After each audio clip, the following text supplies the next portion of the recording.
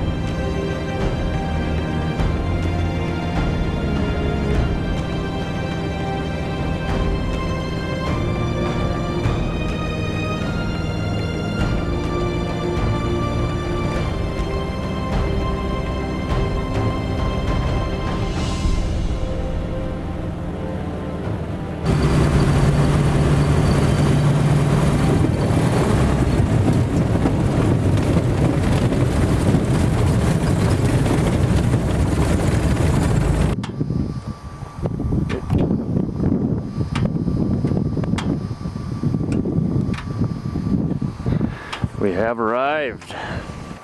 Yeah, we had 65 degrees and sunny. Why did we ever leave, huh? Yeah, now it's 50 degrees. Yeah. And overcast and drizzly. And rain.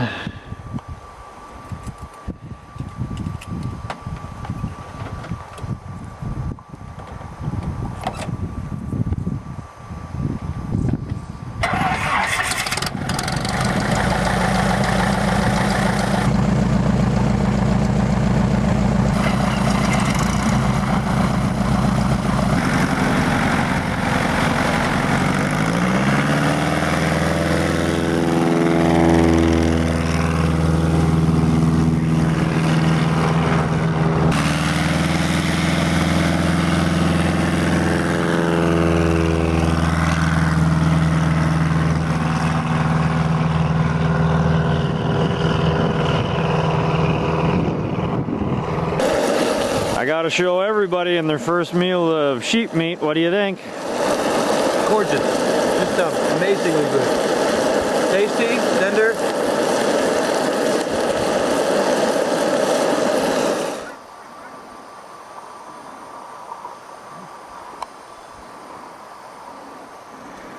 Flock of lesser Canadas just flew by. Day 4, I guess. Day 4, right? Huh? Day 4 of your hunt? Day 4. Yeah. First day in the new bear camp. Weather just broke up here in the last couple minutes. So we're gonna head to a knob. Try to find a bear. Jaime can check red fox off the list. But all he's worried about is adding a 7.5 to 8 foot grizzly bear. Yep. To the list. Are you wishing you had a caribou tag? Kind of. Yeah. He's not a whopper, but he's a nice one. It is nice. It is nice. Yeah. Well, A couple caribou over there, one pretty good tell the one. guys to bring one of those tags. Do an airdrop. Yeah, I just spotted a bear somewhere on that ridge just for a second, and he went out of sight in a little draw on the willows there. About 1.5 miles from us. He was kind of headed our way across the river, paralleling the river. So we're going to keep an eye out for him. Yeah, the bear's coming into the river. Can you see him there good, Jaime? No, he's covered right now. Yeah, I see him again. Yeah, yeah, yeah. He's gonna get into the river right now. Ooh, there he goes. In the river now. He's right at the end where the river, you can't see the river anymore, right? Pretty yeah, much. he's in the water right now. What do you think? I'm excited. Let's go. Yeah, I don't know if you can see it, but yeah, he was swimming. Yeah, he's still in there.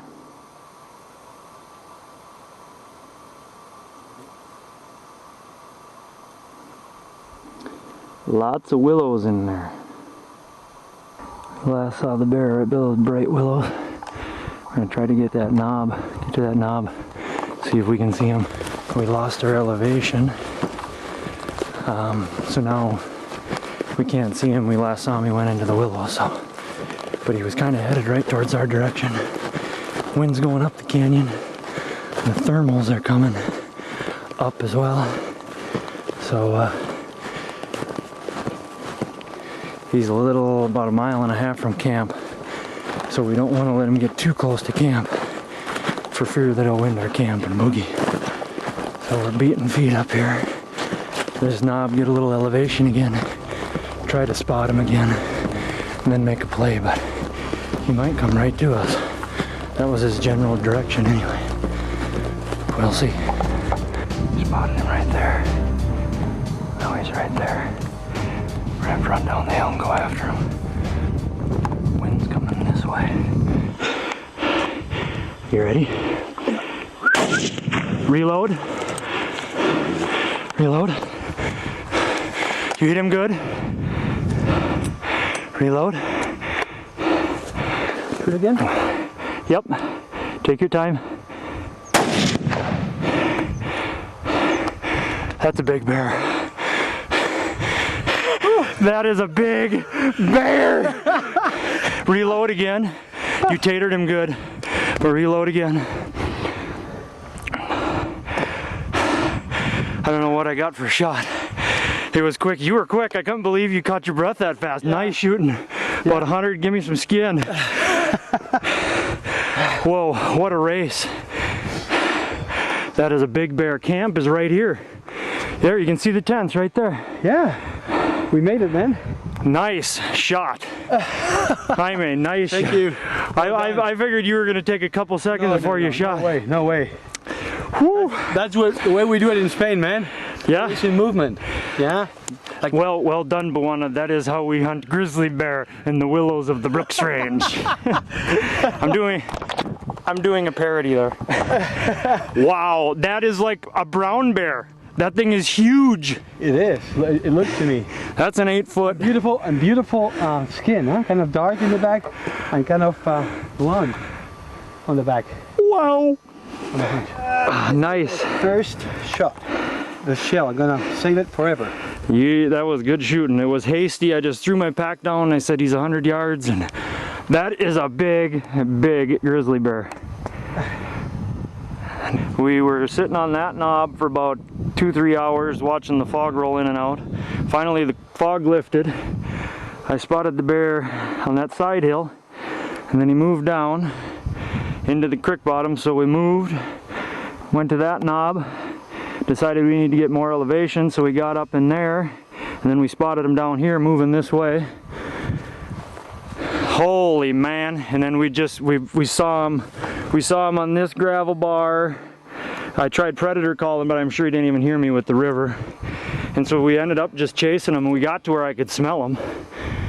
And we kind of got set up once. He was about 300 yards, and then he was heading away, so we moved closer and he started moving to the left. And I was real nervous of him getting right downwind of camp, but luckily he stayed over to the right because the wind's coming right this way. And yeah, Jaime did not take long at all, and he had that trigger. Yeah. And that is a hair trigger. What is it? It's like a half-pound trigger. Yeah, yeah. Pull. We gotta go see that bear. Jaime left his pack back there a ways, but we gotta go check that bear out.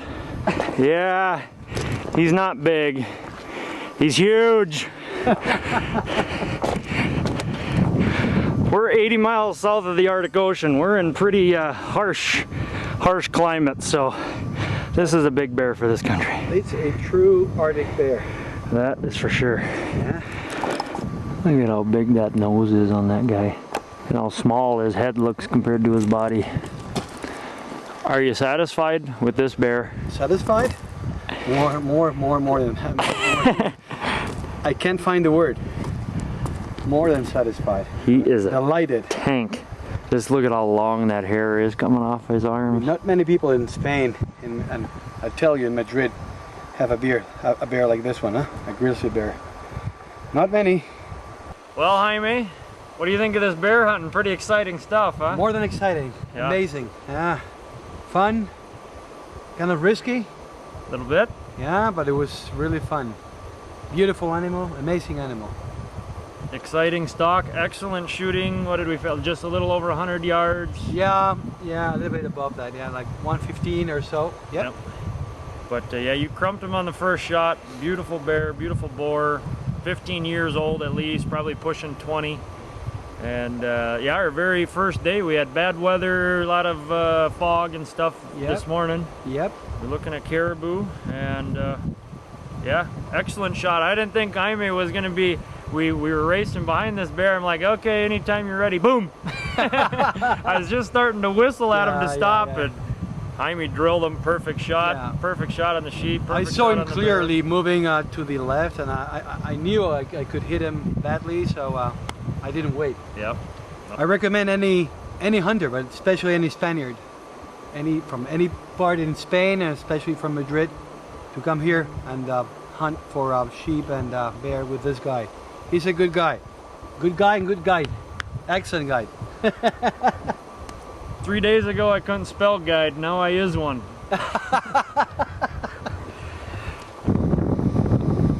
He's got a set of manswatters, eh? Wow, yeah. Look at this cloud. Amazing. Okay, finally the sunshine. At the end of day 4. We got it right after the bear, but we have the sunshine. Just in time for our wolf tomorrow, or caribou. Hopefully. Yeah. We're pulling in home with a heck of a grizzly bear. Alright, so here's this long claw. So I got the tape measure nice and tight. 4 3/8 inches is his longest claw.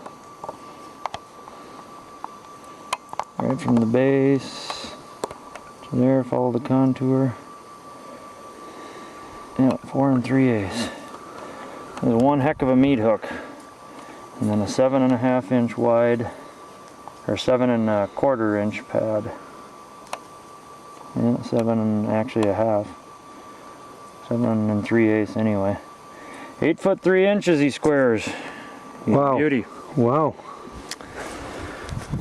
Nicely done, Jaime. Nicely done, Billy.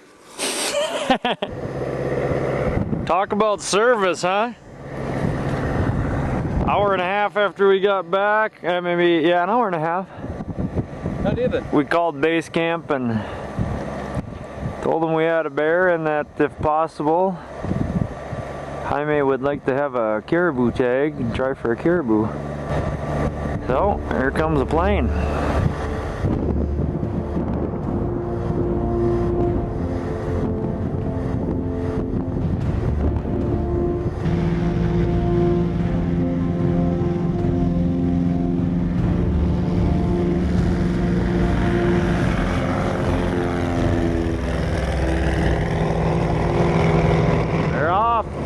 With our bear. That's kind of nice. I don't have to finish cape it and flesh it and all that stuff. Yeah. Let somebody else do the work, eh? Yeah. That's all right.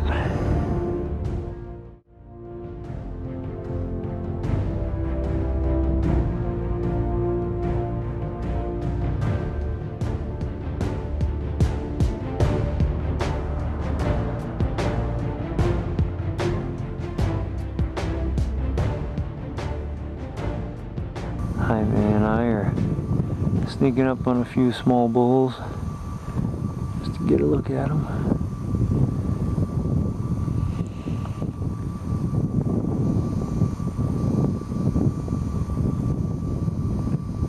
Oh, they smell you, Jaime. Here they come.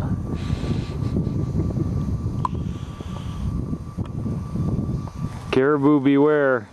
We got a Spaniard with a caribou tag. It's a dangerous combination. Nature is not a chain, nature is a spider web. As humans, our ecosystem, each and every one of us, is a strand in a web. We're all connected. We all have a unique purpose. And the purpose of everything in nature is to live its life, to give life to another organism. And that's what our purpose is. If you want something new to come alive, if you want to make a change in your life, something old has to die. So often in life, you know, we see people, they get to some elevated position or they have something that looks pretty attractive. You think, wow, must be nice. They don't see what it took to get there. The greatest blessing, perhaps, that I had, two things. My parents taught me how to work, and I was hungry.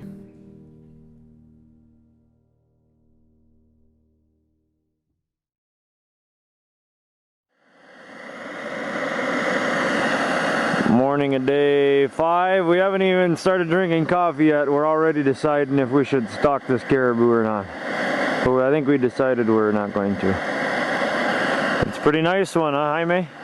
Really nice. Maybe tomorrow we'd shoot one like that. But we're gonna hold out for a real big one today. A nice spot, huh?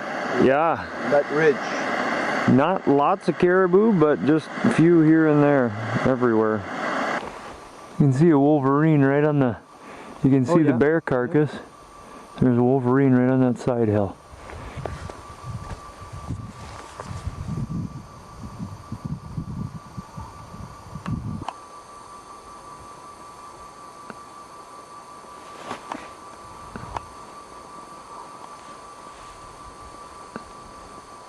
Yeah, he's just plucking away at that carcass.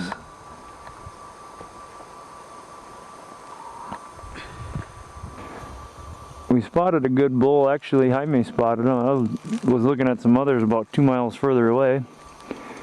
He's a pretty good bull. Probably 2.5 miles. Yeah, every bit of 2 miles away right now. Got him here.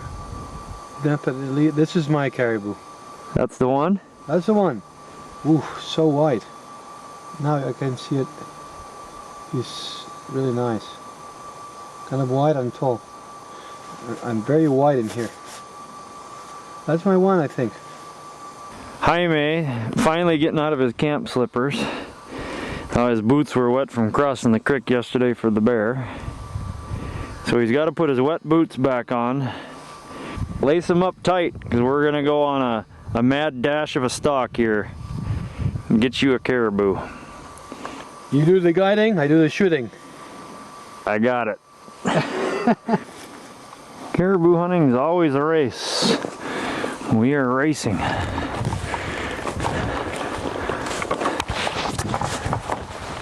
Now we won't be able to see them for a pretty good while.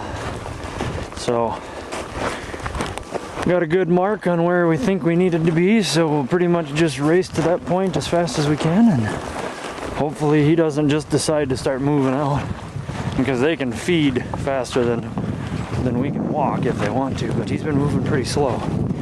He's all by himself, but here we go. Well, we got a visual on him. He's about 800 yards away still. So we're gonna probably get up in these bushes right here. Probably wait for him, see what he does. Just play it by ear.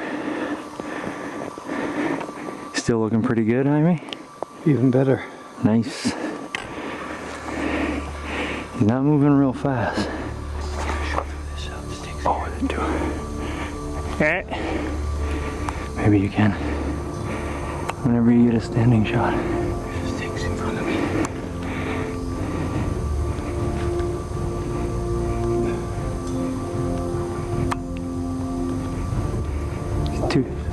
He's 250. A few sticks.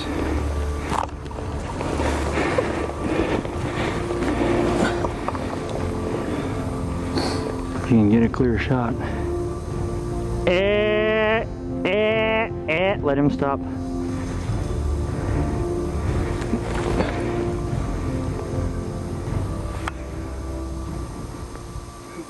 Wait for the roadside? Yeah, probably, but you might not get it. He might be facing us the whole time.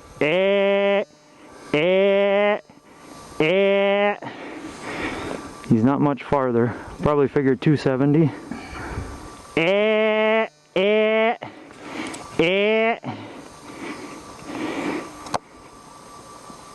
If you can take him there. Reload again. You hit him good. There he. Nice shot. Yeah. That's a good caribou. Well, yeah, and right about by the lake. Thank you, man. Yeah, it was hard to get up high. And the problem is that this sticks here. Yeah. Right in front of my aim. Yeah. And he was just about to go over this little ridge right here, and so it was either we pretty much go get him right now, or we kind of lunged up here just the last 20 yards. I was actually kind of hoping he might see us, so he'd stop, because he was definitely going over this ridge. And I've seen Jaime shoot, and I know he could do it. We were hoping to get closer, but yeah, it was just wide open. Good enough. Yeah. Good enough. Very good. I had to take a kind of front shot. Yeah. And my scope was kind of, how do you say? Fog? Yeah. Foggy. Maybe Yeah. foggy, yeah. But he's finished. 200. Way to go, Well buddy. done, man. Excellent. Well done. Nice shooting, as always. Yeah. As always, you did a great job, huh? And we got another nice day. A few sprinkles here and there, but here's our glass and knob. Right up there. And then camp's just out of sight. We're about 2 miles from camp. Very good. Well, let's go see what this guy looks like. He's definitely the best caribou we've seen, so we did all right. Jaime with some good shooting yet again. Talk to me. Okay, here we got this nice caribou. Massive body and very nice racks.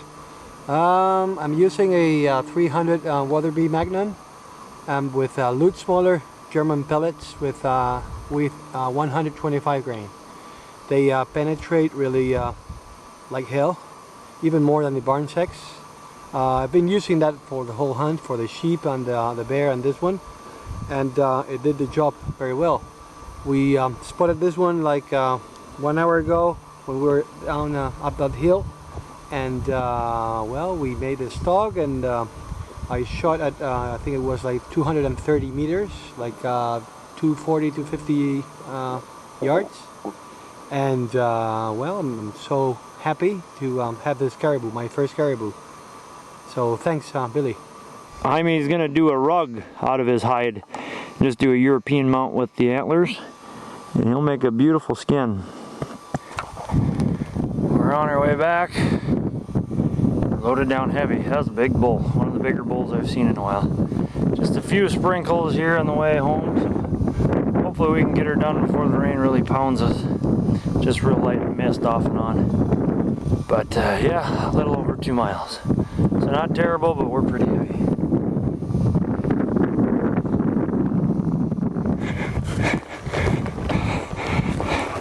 I'll let you get pretty close. We're making our way. Over halfway done at least. Maybe 3/4. Should we have shot the one closer to camp, Jaime? I think we should have. You'll be glad when you're looking at him on your wall, though. Oh yeah. He's a nice one. He's worth it. We made it, boss! Was there any doubt? Jaime got a caribou. Yeah, it's a nice one. Morning of day 6. Fog again. But it looks like it might clear.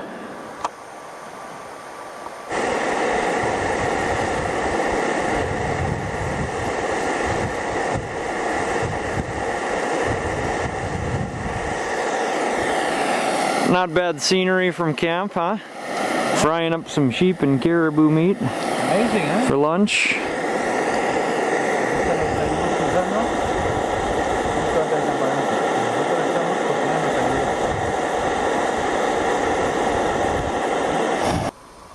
There are 9 or 10 caribou bulls.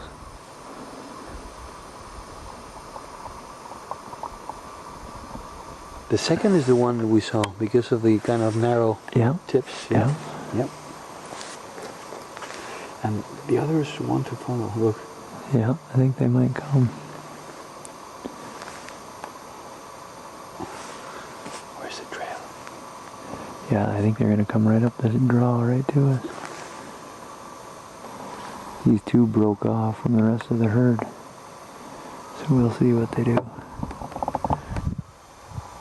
You can hear their hooves clicking from here, or their tendons in their ankles. You hear that click, click, click? You hear that snapping? Yeah, click, click, yeah.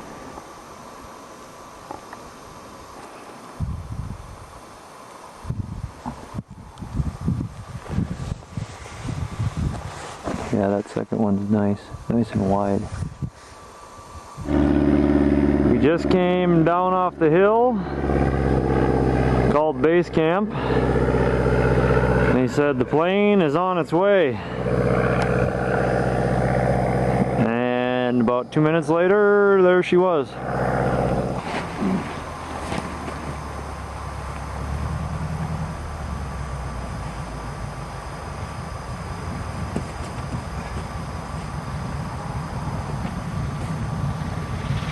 Killer did it again, huh? Yes, sir, he did it again. Nothing's safe around here with Jaime around. I mean, the state said we have to move you.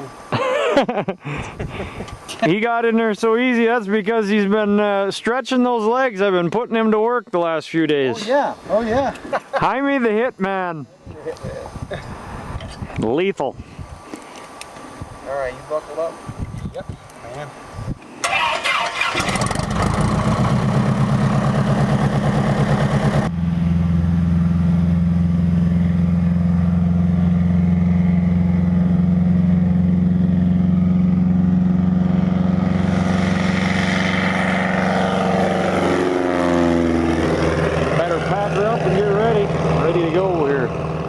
Jaime couldn't get his antlers out because you can't have an external load with a passenger. He's doing a European mount. If you're doing a shoulder mount, we just cut the antlers in half. You can fit them inside the plane. But because he wants a European mount, we got to do a separate trip. So yeah, it'll probably be one gear load, and then me and the rest of the stuff getting out of here. Just a 25-minute flight to base camp. Getting to base camp's kind of bittersweet. It's nice to get a shower because I do need a shower, but if you end up staying there too long, you got to do a lot of work. So hopefully I'll get in there, get a shower tonight, and be on my way tomorrow.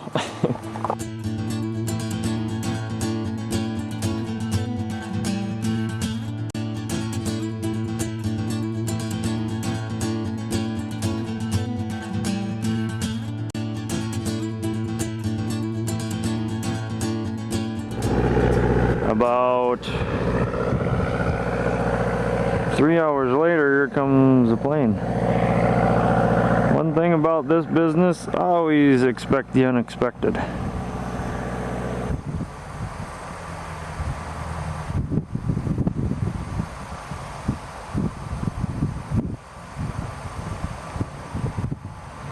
Nice, Joe.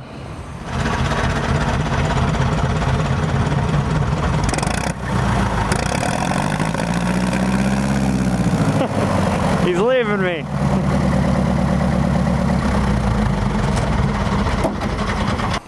Oh, I didn't even notice you park in a little hole? What's the odds of that tail wheel hitting that little hole that I couldn't see?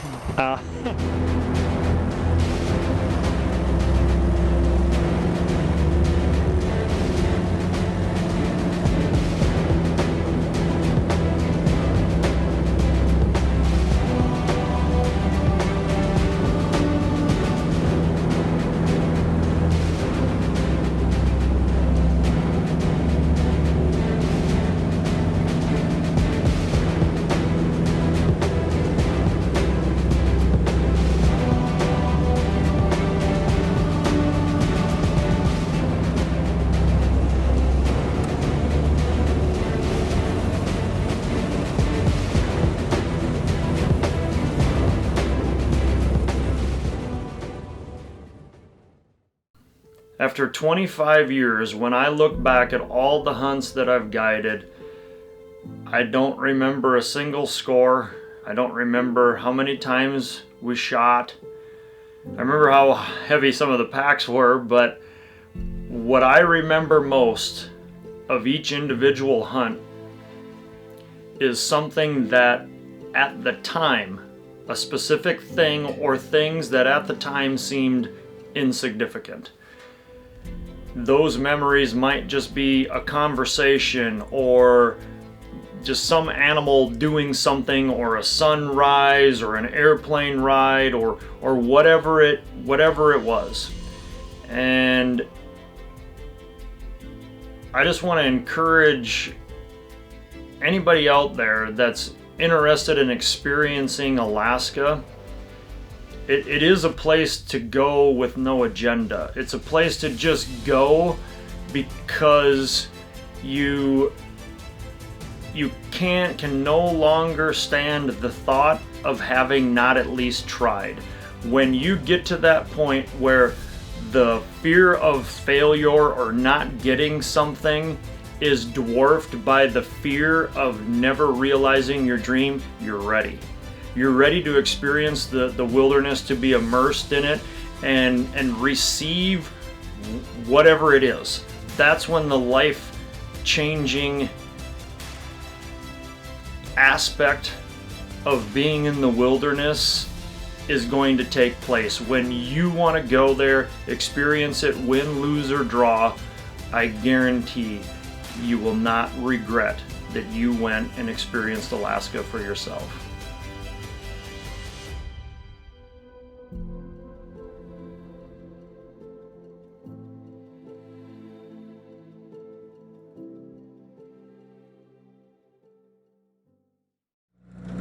Backing her out, backing her up, heading back out.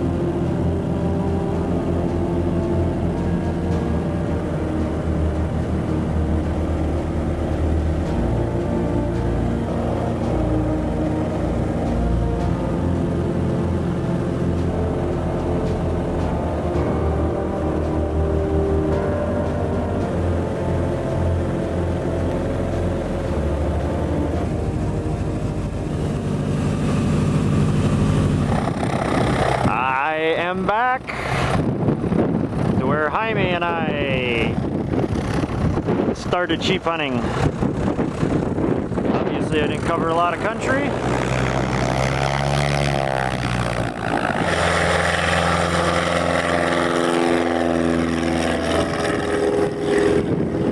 Well, it's 10 a.m. the 25th. I got in last night, back in the same camp where Jaime and I took our sheep.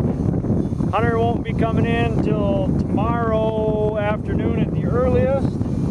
So, going through all my gear, getting everything reorganized, all my food stuff, washing a few socks, and enjoying this good weather. It's pretty nice to see see some sunshine again. Got real cold last night, probably well below freezing. So yeah, hopefully this weather holds out and get lucky in round number 3 like it did in the first 2. But it seems like usually out of the 3 hunts, 1 will be a marathon. So I'm gonna be ready for a tough one the next go round.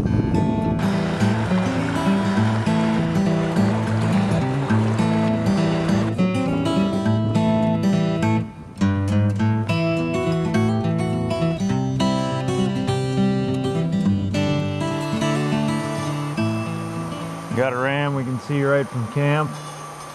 Probably 4.5, maybe 5 miles away. But there's no heat waves and no winds. I can actually judge him pretty good. He's about 7/8 curl. There's a spot up here where I see rams quite frequently. It's about 6 in the evening, so it's just prime time for sheep to be feeding. So I'll be watching this every morning, every afternoon. My hunter hopefully will be in tomorrow. But just keeping an eye on that and not walking around too much, but just glassing all these hills, all these faces, because oftentimes the sheep will move. Some sheep will move pretty much every day. Some sheep will stay in a little spot for, you know, weeks at a time maybe, but oftentimes they're moving a little bit each day. So just sit here, let your eyes do the walking.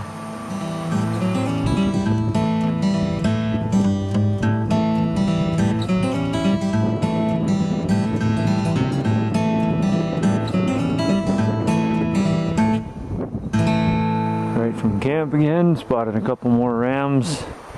They were about 5/8 curl.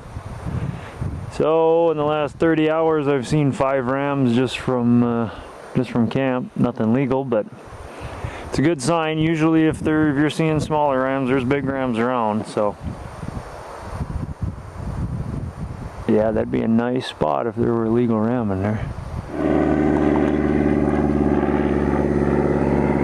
Round number 3 begins.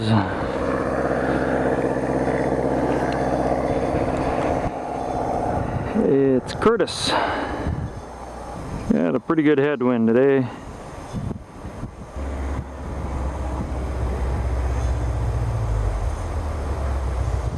It's got that big dip in it in the middle.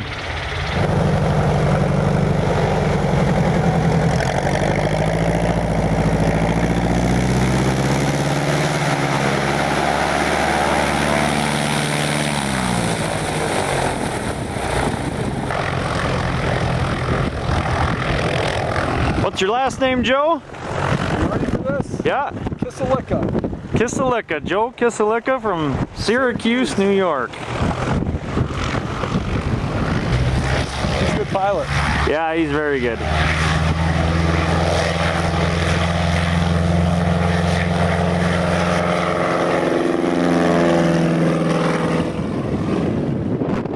Just me and you now. This is it. Bring it on. By the way, professional filmer, am I supposed to talk to you? Or, You do whatever your heart tells you to do. You are more than welcome to speak your mind. You're gonna have to censor this whole thing then. Nothing we can't handle. It's a little before 4. We're gonna go pretty much right to the drainage where my last hunter took his ram, and we're gonna set our tent there. And hopefully with some good weather, we'll get a couple days of hunting in there. Got enough gear, food for 3 days. And we're gonna search these mountains for another ram. We just got into a little tidbit of it on the last hunt, so hopefully we left some up there. Are you ready? The big one's up there. Let's go get them. Oh, let's go. In this particular area, there's always rams somewhere, but they seem to be what I call transient sheep. They seem to move around every single day. So I decided to spike out or hunt with camps on our backs. This way I was confident sooner or later we'd find a legal ram. Now in Alaska, you can't hunt the same day you fly, but I wanted to get into sheep country the day Joe flew in to take advantage of the good weather. So we packed a light camp and a couple days of food, and we hiked 4 miles up the same drainage where Jaime had killed his ram 8 days prior. The rain is kind of held off for us, so kind of nice. Got camp set up, nice and dry. We found a halfway flat spot, and then there was a 13-year-old ram right alongside our tent site. Maybe that's an omen. Okay, my hunt here, day one. We're all set up here. We just had a great dinner. And just can't believe I'm here in the middle of Alaska, looking around this beautiful valley. Been planning this hunt for over a year now. And worked hard to get here. A lot of exercise, a lot of planning. What I'd like to get out of this is really, I'm getting it right now, the whole experience. Obviously the Dall sheep would be the icing on the cake. My dream Dall was to have a Marco Polo style, kind of flares out at the end, but we don't want to put too much pressure on the guy.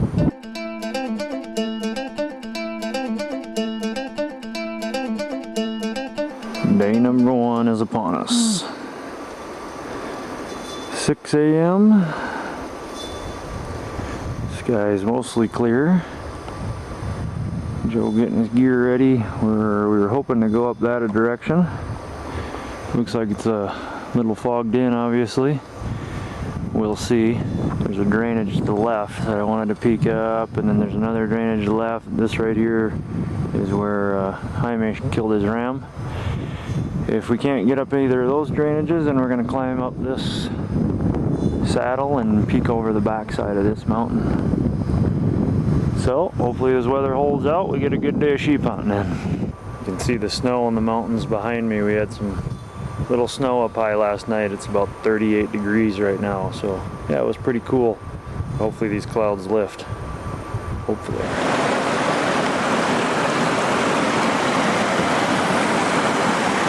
We spotted a couple small rams up this drainage, but they were just in a little nook and cranny, then they went out of sight, so we're going to sneak up there and just play it like there's a legal ram up there. There might be more sheep.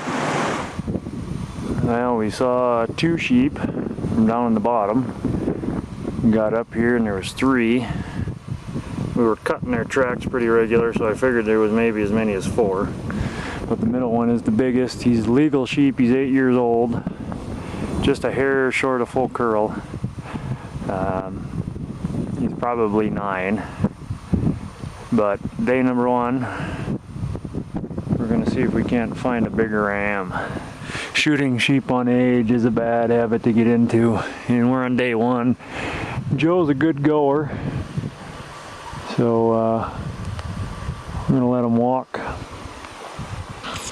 And the plan is go down to the bottom and then hike back up and cross over that saddle there. So it might be kind of a long day. Alright. Probably will be a long day.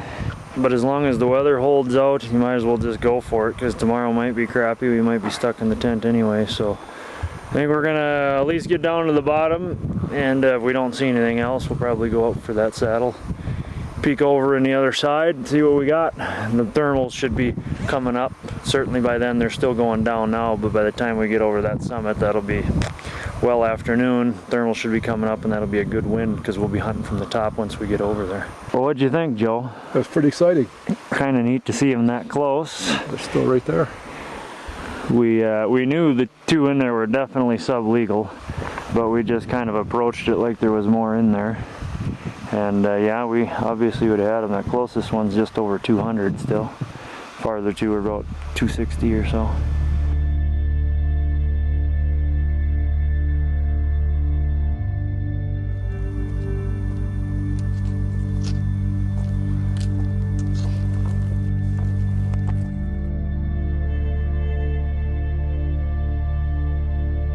We're at 5,600 feet right now.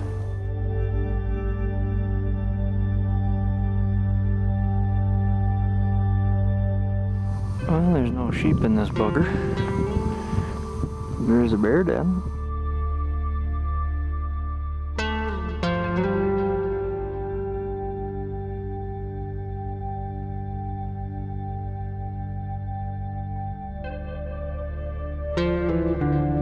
Well, it's 7 o'clock. We're 5 miles from camp and we're getting rained out.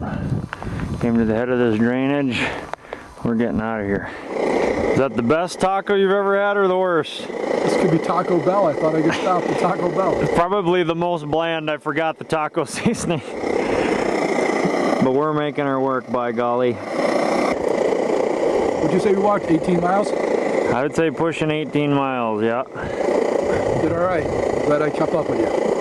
Kinda. We, for as many miles as we put on, we didn't see a whole lot of sheep. When we got up on top of this ridge up here, we could see a lot of country. We didn't see any sheep anywhere, but tomorrow's a new day. I was thinking it would take a full day and a half at least to cover this, but we pretty much did it all in one day because we had good weather. So tomorrow morning the plan is we'll pack up camp and head back down and go back to their main camp there, get a little more grub, a little more supplies, and then head back in the drainage behind our base camp. In all my years, I don't think I ever had such a good sleeping spot. I'm gonna miss it. But we got a job to do. A little after 7, we're heading out of here. Gonna go find some new sheep country. Unfortunately, that was the only legal ram we saw. Almost 11:30. You're ready, huh, Joe? I am ready to do it again. Day 2. Got your belly full of some good food. Got back to base camp, I don't know, hour and a half ago, I suppose. Got regrouped. So now we're gonna head up that drainage right there. If we don't find anything there, we'll cross over the top and come out that drainage. So the plan is we're gonna go about 5.5, 6 miles up here, and there's a low saddle, or as low as it's gonna get. And set up camp, hunt this drainage. Once we get it covered, then we'll pull camp up and cross over. But we got a beautiful day, so hopefully we'll get lucky today. Almost all these little feeder creeks do this. They just go underground. So we'll be traveling up a drainage, all of a sudden there's no water. Think you're gonna be dried out, and then you go back up a little ways and there's water again. One small ram, about 5/8, maybe 3/4. Appears to be all by himself. Well, we just left the tent. There was indeed one more ram in this drainage.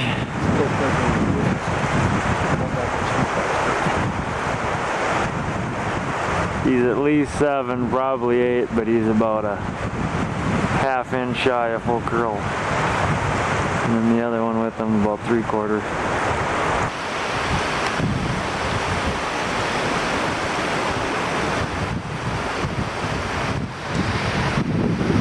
Just not quite there. About 6:30 we just hiked up there till we got all rocked out. There was no grass left, just rocks. Came back to camp. The 2 rams we saw earlier, they're right in the drainage above the tent now. The bigger one's that one right there.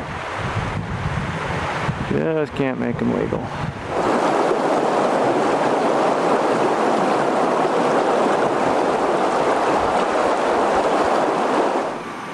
Day 3. Well, my thermometer on my pack says 21 degrees. Joe's crazy enough to splash water on his face down there. That'll wake him up. Yeah, pretty good layer of frost on the tent. So, we're gonna climb up this saddle and peek over the top. The rams we saw, they moved over that way last night. And yeah, the bigger one definitely was not legal. Quite a sunrise. You ready to do this, Joe? Oh, yes, sir. I can't wait to climb that hill. We got camp broke down, loaded into packs. We are up, and away. Maybe there'll be a ram right when we peek over. They certainly travel, cross over in this ridge a lot. Go back and forth from this drainage to the one on the other side. Well, it's 8 o'clock. We're halfway up the mountain or better. And these are an old caribou shed. All these rocks got this thin frost layer on them. And they're slick. Making for some not so easy climbing, eh? It's a nice climb. Good way to start a day. These rocks were dry, it'd be a piece of cake. Here's his other side. So, hopefully this weather holds for us again today, and I think we're gonna find a ram. I had to get a little video of this. There's a moose turd. A little before 9. Pretty much right at the top. And that's where we were camped. We popped over. Right away I spotted a couple rams across the way. One appears to be legal. The upper one. We're certainly hoping to find him on this side. We'll look at him a little better, but we'll probably go up this ridge, then come peek in this other side, and then come down it. Maybe we'll come down this shaly stuff, I don't know yet, we'll see. But we'll probably try to camp somewhere down in there so we're not right in front of these rams. Especially if the one is indeed legal, but I'm pretty sure he is. He looks like he's, you know, probably 9, maybe 10 years old anyway. So we might have a ram on the ground if this weather holds out today. If you can spend a couple weeks in this country and you don't believe in a higher power, you never will. Absolutely beautiful.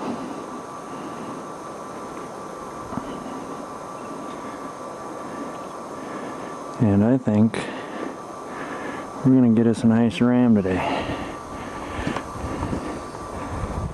It's gonna be that guy right there, the upper one.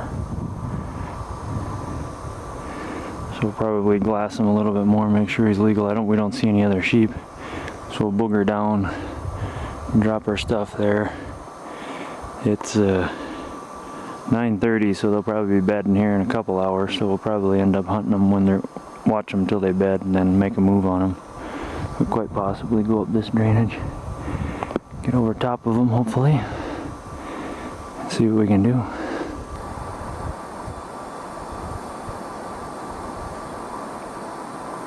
Well, our ram's bedded down. It's 11:30. I never did get a good look at his right side, which is his long side. His left side's broomed just a little bit and he's short a full curl. I think he's probably 9 or 10, but he's not in a good position to get above him or even alongside of him to eyeball him at all. If we came, you know, from that ridge, he'd probably wind us because the wind's going to be going up canyon from right to left. So we're thinking we're going to boogie down, drop the tent, see if we can't work up this chute and then sit on that bench and wait and see what he does, figuring he might go down that grassy chute right there and come right below us. So we'll see what it looks like from the bottom. These sheep are certainly going to see us as we work down, but we'll kind of work down and away from them, and hopefully they won't be concerned. They shouldn't be. I don't think they will be. But we have no choice but to walk in a plain view. We're dropping camp right here. You can see our trail where we came down. Here's the plan. We're going to go up, hopefully we're going to stay out of sight of them, obviously. But I think we're going to be cross canyon and below them. Set up there. Hopefully we can stay, you know, we'll be just out of sight.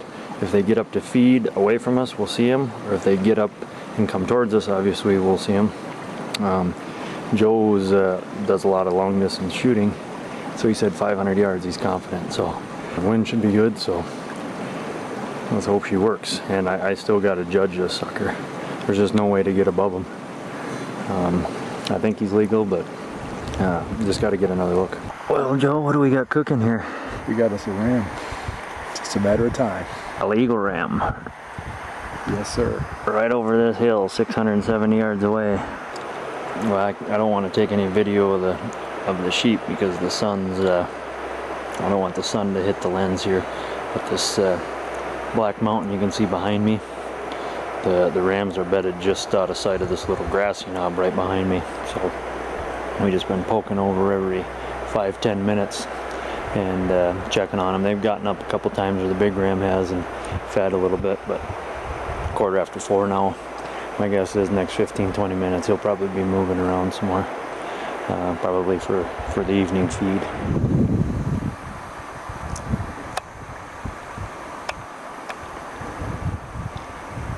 Alright, they're both up feeding now.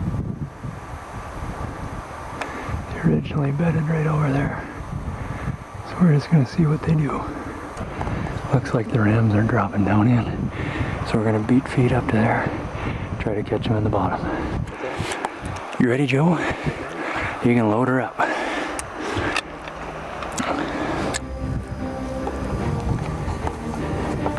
Yep, yep.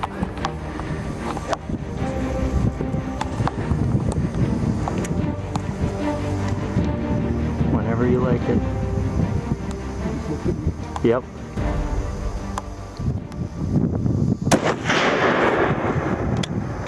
Beauty. Okay, don't shoot. You hit him high, I think you splined him.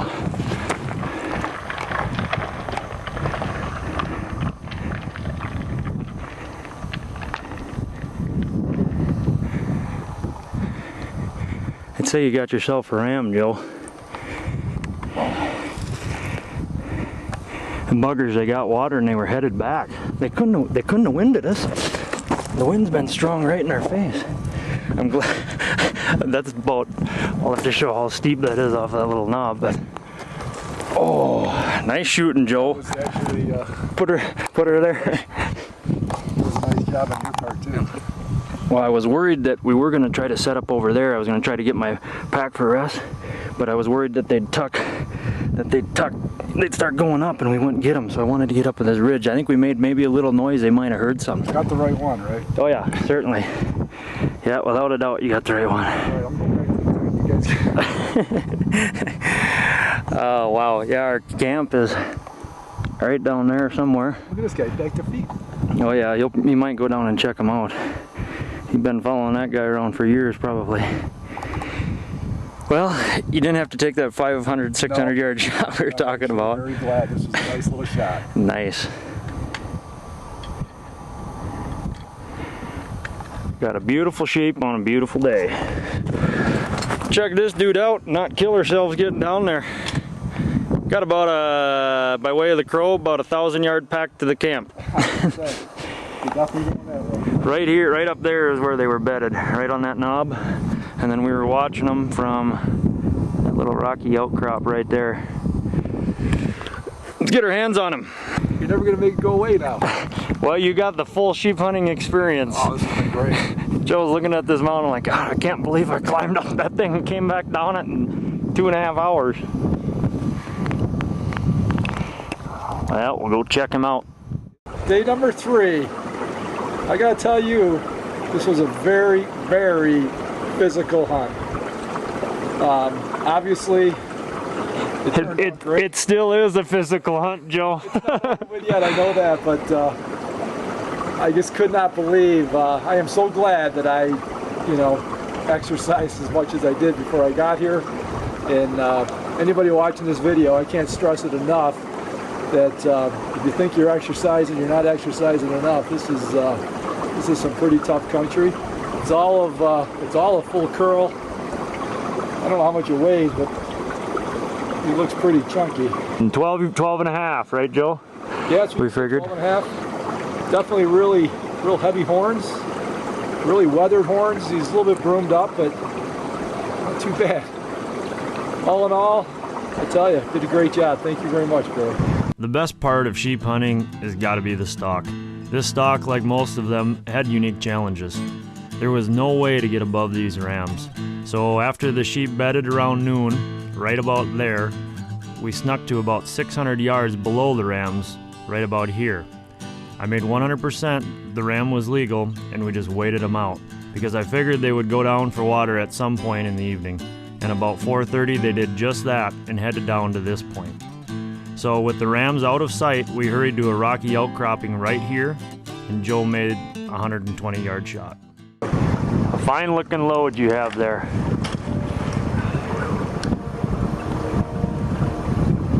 So, little after 8, we're heading for home.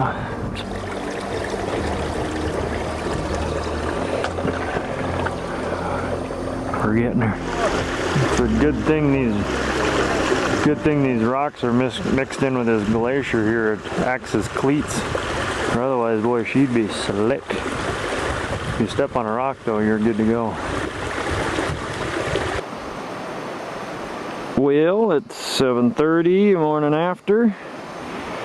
The plan is we're gonna pack all the sheep meat. We got a strip about 4 miles downriver, so we're gonna pack all the meat to that strip, then come back, get camp, and then go all the way home, which is about probably 9 miles. So we're gonna have a full day ahead of us, no doubt. You ready to get her started here, Joe? Ready, let's do it. Looks like he's gonna fly right into that mountain.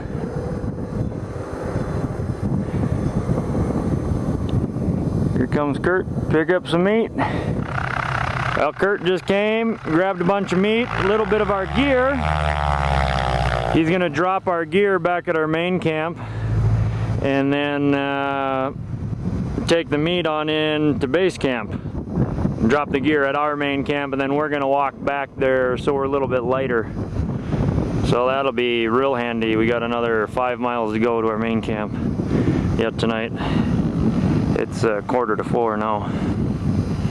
So yeah, we put on a lot of miles. I had a hard time finding this strip. We packed it down about another 3/4 of a mile, found another spot. And then on the way back up, I found this and realized this was the strip. Got a big dog leg, so it's hard to really find it.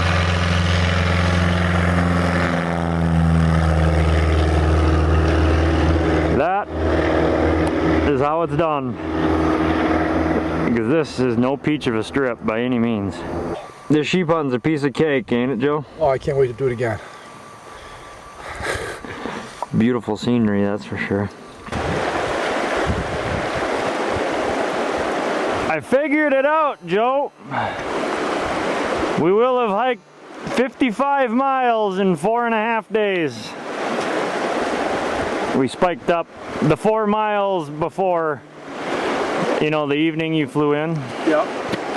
So yeah, by the time we get back, it'll be 55 miles in 4.5 days. Cranberries and bearberries. It's a pretty sight, I'll tell you. That is home. Wow.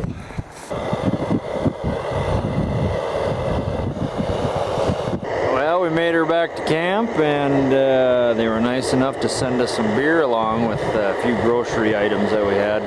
Kurt dropped all her stuff off, and we're doing some beer and brats and beans for supper tonight. Beer and bratwurst, Wisconsin special. 9 a.m. August 31st, day 5. Did a pretty fancy breakfast this morning. The fog's starting to clear. And I called the base camp. They figured it'll be afternoon before they have time to move us to our Caribou camp. So we're just going to relax, get our gear all straightened up, organized, dried out, and all that good stuff. And get her packed up and ready to go. We went to bed last night about 7:30 and we got up this morning about 6:30, so we were pretty pooped. But we're gonna get moved for Caribou camp. I'm just breaking the stuff down now. It's 3 in the afternoon. I called my wife, found out my little baby daughter Charlie is smiling, and she loves the outdoors. I guess anytime my wife said she's fussing, she just takes her outside. She looks at the leaves, so that's kind of neat. That definitely makes me think of home a little bit, but not miss it too much. I mean, I certainly miss home, but I'm just excited to get home and see her and see how much she's grown. But we got a job to do. We're heading to Caribou camp here shortly. Get her tore down, and probably gonna go, I think, to the same spot I was with Jaime last time. Well, that was kind of exciting. It was great. We just saw a caribou and a wolf cutting across here at about maybe, what, 12 to 1500 yeah, 1,500 yards. We were going to make a play on it, but we don't know if it went down and it kept on going where we couldn't see it, or if he's just tucked over that hill with a dead caribou that we could probably go up there and just take. But we're risking a day because the pilot could either come right now or we can't get out here till tomorrow. And if you look, there's not much left of our campsite. Which is no big deal, but yeah, the clouds are actually starting to move in. If you look at the head there, Joe, you'll see the clouds are starting to settle in back into the mountains. It's 4:30 now, so I think it's a good move that we just go ahead and take the flight out of here and hope for the best. Kurt on his downwind leg of landing. And when he's lined up with the airstrip, that'll be final. So I think you'd call that left base. He's turning left.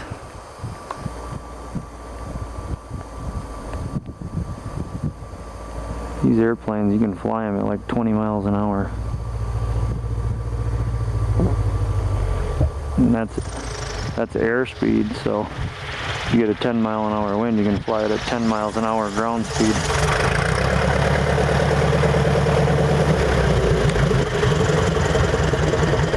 Well, 5:30 p.m., day 5.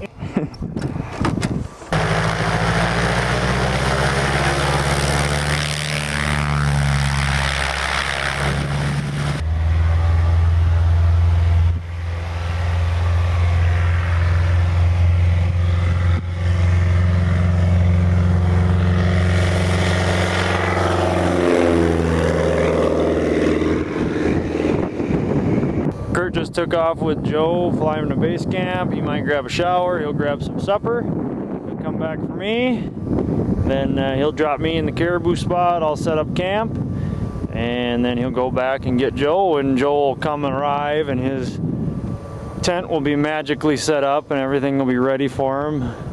Maybe I'll even have some dessert waiting for him or something like that.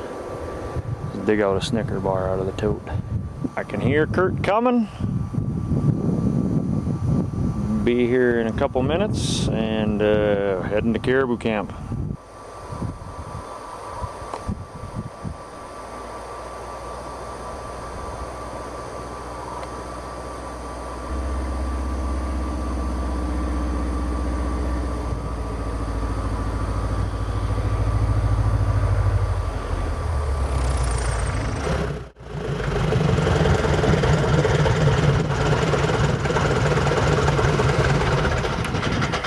Kurt's late.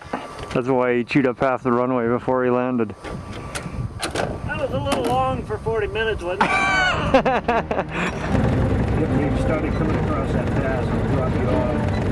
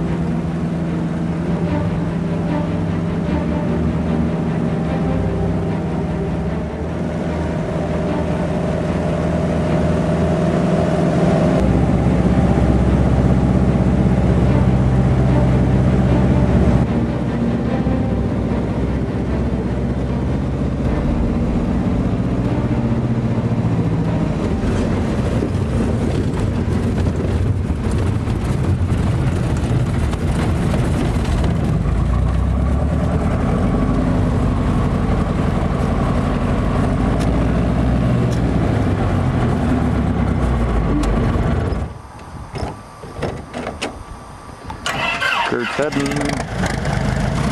Yeah, this is a different spot than where I hunted with Jaime. Where Jaime and I hunted together was right down there, that last mountain, or actually right where these mountains end. Just up a little farther, that's all.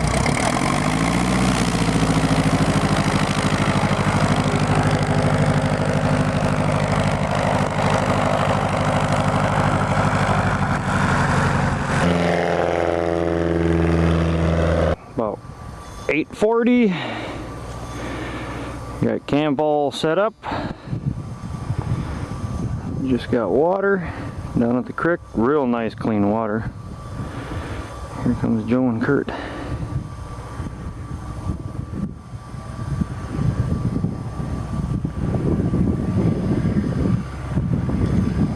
Put a compactor bag there to help Kurt find the mark. I don't think he probably needed it.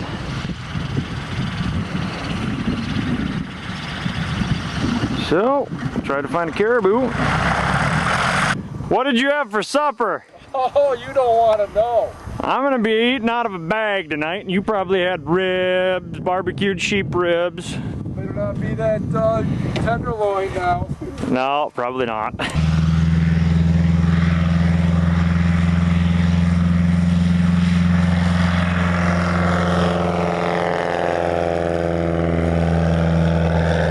Adios, Curtis.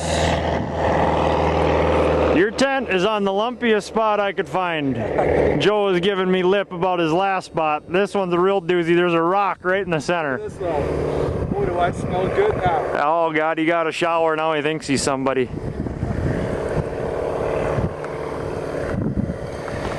Then he brings a few more cans of beer and he thinks he's gonna get a Boone and Crockett caribou now. He made friends with the cook. He learned pretty quick. Got all kinds of groceries. We got enough groceries to spend a week here. I just hope I got my bullets and my clothes. I grabbed everything else. You got the beer and the cheese. What more do we need? That's all we need.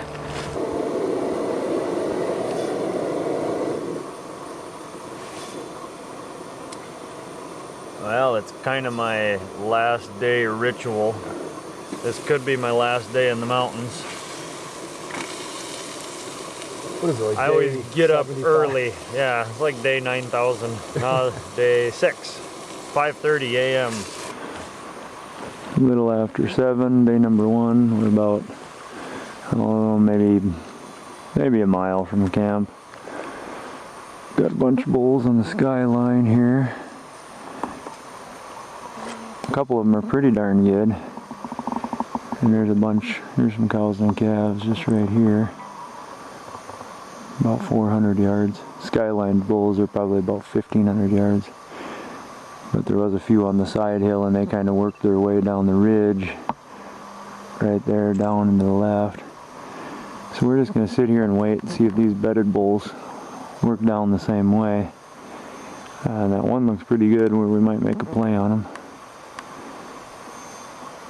Just see how it shakes out. The day is very, very young and we got a few days, but what do you think, Joe? That's good. I gotta get the smile off my face. I just can't do it. Joe's like, I don't know. I've shot a what did you shot a? I shot a woodland caribou. Woodland caribou. Yeah. I'm not that worked up about a caribou, but now this morning we're seeing caribou all over the place. Yeah, this is okay. This is okay. A little bit different than the sheep situation where you're hiking all day just to try to see one, and yep. Right from camp you can see. These guys are walking right towards us. Yeah, so hopefully that would be nice if these bulls would take the same route as these cows and calves.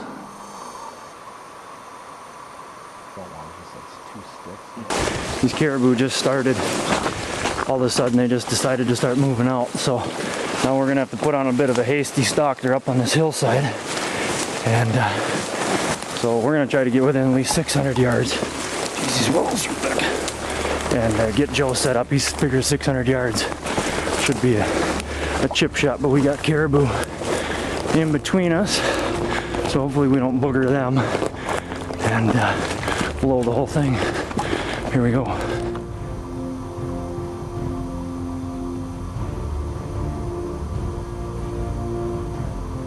Okay, there you go. Whenever you like it, squeeze it slow. Ready? pick a hair, yep.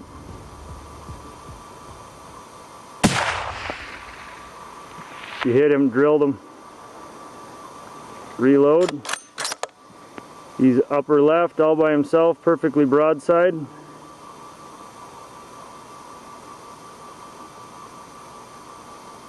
Turned away from us, but he's still broadside.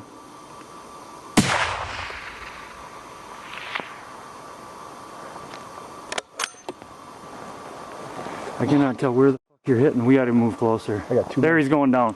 600 yards. The upper is down. He's down. He's laying there all by himself.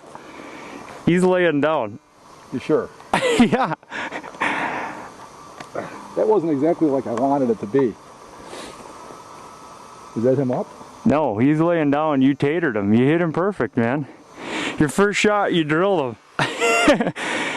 It wasn't the way you wanted it to be. It was pretty darn close. Yeah. We were hoping, we were all set up. We were hoping they'd come down to here, but then they moved out on the side hill, and then so we ended up having to do a little bit of a chase. And then yeah, we got 600 yards. Joel's like, I know I can hit him 600 yards. First shot, boom. Okay. Reloaded, and I think you missed the second. I can't be certain. We'll see when we get up there, but Unless I'm grouping them right into starters. yeah, I don't know. It could be. It just, he kind of humped, and then he just stood there like they do when you hit him in the lungs. And obviously he died quick. You must have tatered him. Because yeah, he just did a bit of a hump. I saw him, you know, long before you could hear the report.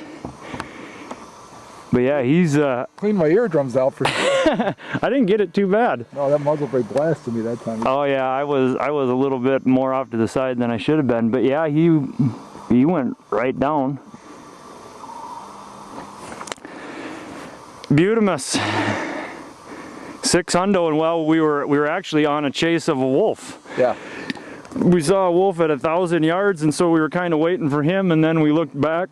We were seeing if the wolf was going to come our way or go downriver, and then we looked back. By that time, the caribou are going down and around this mountain. All the other caribou have been coming right through here, so we thought these would do the same thing, but this one obviously did not, and they went on the side hill, so we had to make a little chase. Let's go see what he looks like. Hey, Not bad. can I have your rifle and your skull? I love that thing. Look, that's the he was pretty much broadside. We looked for the entry. That's the exit. We looked for the entry and we can't see it, but I mean, that's perfect. Oh yeah, there it is right there. Yep, about halfway back. Yeah, I was aiming angled right forward, and then right behind the back shoulder. Well, here it is. It's an amazing animal. I couldn't believe it. I was excited to try to take this animal at a pretty good distance. I took a shooting class, a long-range shooting class. I didn't want to be out here just throwing bullets around, so took a class this summer. They taught me how to shoot up to 1,000 yards, and I told them at the class I probably wouldn't shoot at 1,000 yards at an animal, but at 500 or 600 yards I'd give it a try. And 600, I think 17 yards we shot this, and here she is, and it's a beautiful animal. Yeah, it was a terrible shot. You were about 3 inches to the right.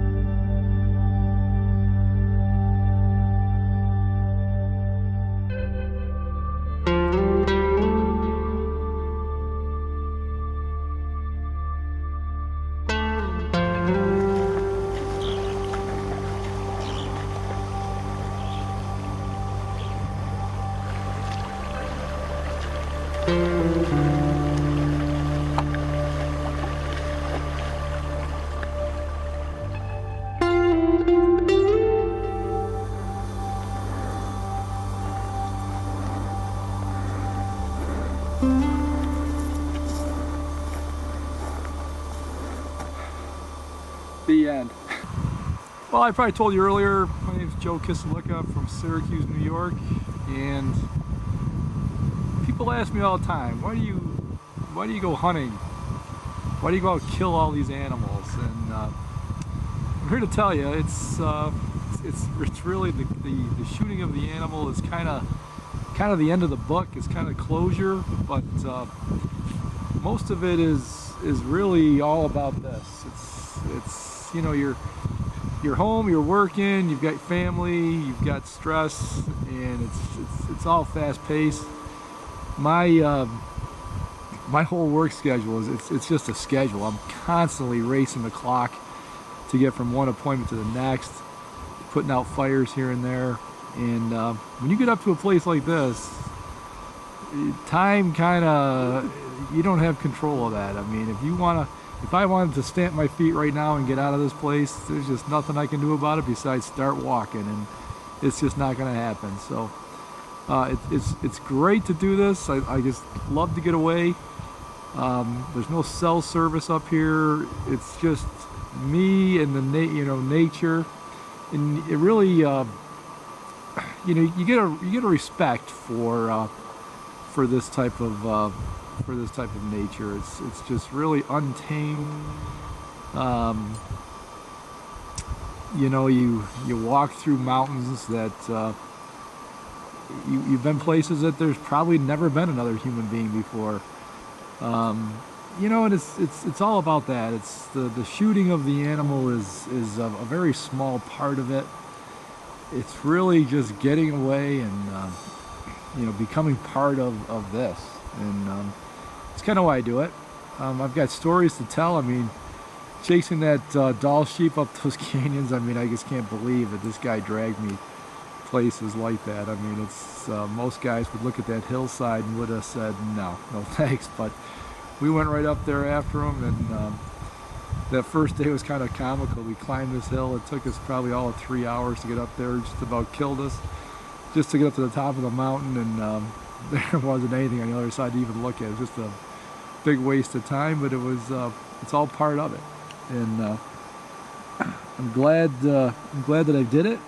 And today we got up, we chased some caribou, and even that, just to look, I was just commenting on these mountains and how we looked at the tops of the mountains this morning, and they were just littered with antlers, and something you'd have to almost come here to see to really appreciate just how many of these caribou migrate through here year after year.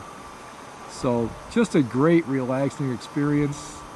I would highly recommend this to anybody who likes the outdoors. We got talking a little bit about training to come here, and I'm not really an athlete by any means, but I did get into a little workout routine. Had a trainer and started working with my legs and just really working with my whole body, and I am sure glad I did that, because it sure made it a lot easier. There's a lot of guys that probably would turn back and wouldn't do it. And I'm not saying I'm some kind of superstar, but I guess what I'm saying is that guys that maybe look at this tape one day and they think they may want to go on a sheep hunt, you really owe it to your guide.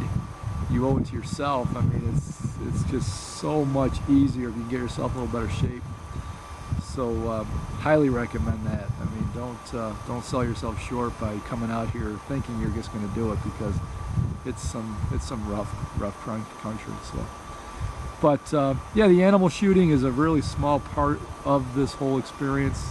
I mean, obviously, you come to my office, you'll see a whole wall full of different trophies, and that is the pull to get me out here. But once I make up my mind where I want to go, I just kind of like to really get wrapped up into what's around here, and that's really my story. I appreciate everything that Bill has done for me. He's been a great guy. That's one thing too. You come here, I come by myself. You're going to meet people that you've never met before, and I always tell people that I go by myself and I just meet friends that I haven't met yet. That's all. So I leave here with another friend that made a lot of this possible. So I thank him a lot for that. Great guy, great cook, and just had a really good time. Here comes my ride. Yeah, Kurt is a fine pilot. Among the finest. Look at that. I swear there's a runway there. There is for him.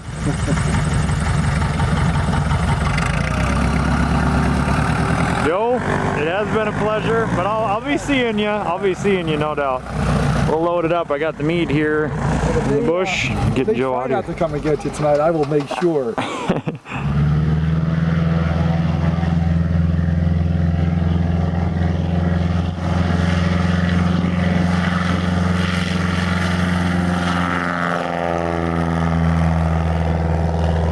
Joe's out of here. Kurt's gonna drop off another hunter, and then I'll be his backhaul back to base camp. So, kind of gotten everything dried up, and I'll pack it up, and then we'll store it for the till next season. Well, she's all over for Brooks Range 2010. Great season, one of my best seasons so far, if not the best. Great hunters. Pretty decent weather, not much snow. We were fighting fog and rain the first couple hunts, but this last week's been fantastic. Kurt should be here any minute. It's the 1st of September.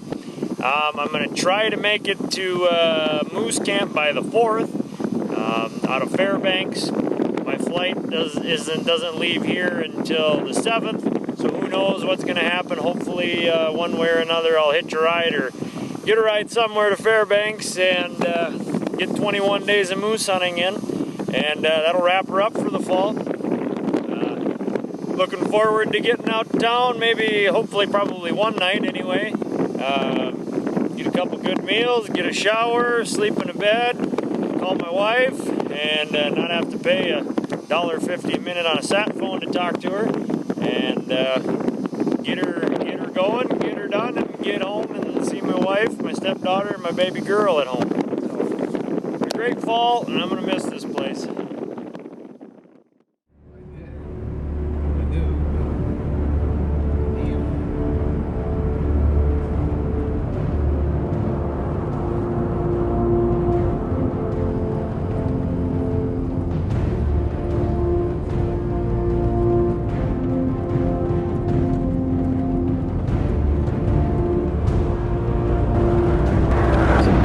Heading to the float pond and gonna head to Moose Camp about 8:30 in the morning.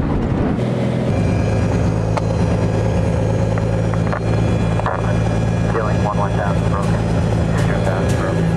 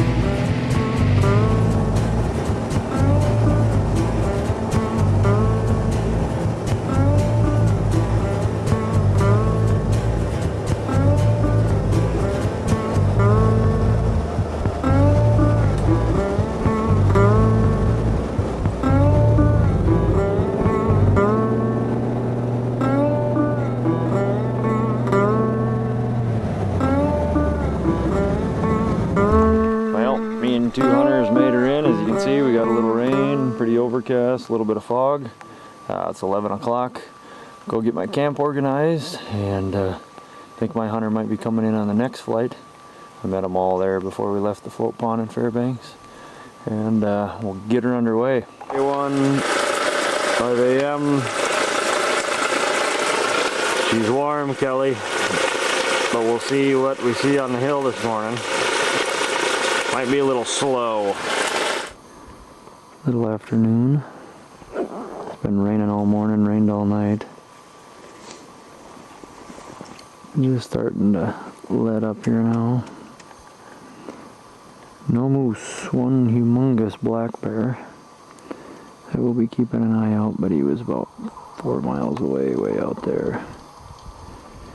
So just doing a little calling, and water's pretty low, so pretty tough running the river. Took us about twice as long getting up yesterday as it would in high water, so for the most part we'll be sitting here on this knob calling and glassing. We get foggy weather, then we'll just go up and down the river a little bit and call in different sloughs and willow patches and stuff. Once in a while someone asks me if these hunts are guaranteed. And even though an Alaska moose hunt is $10,000 to $15,000, there are no guarantees.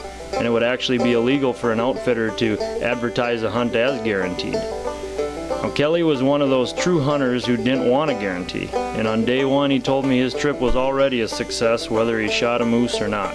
And on day 10 I know he still felt exactly the same.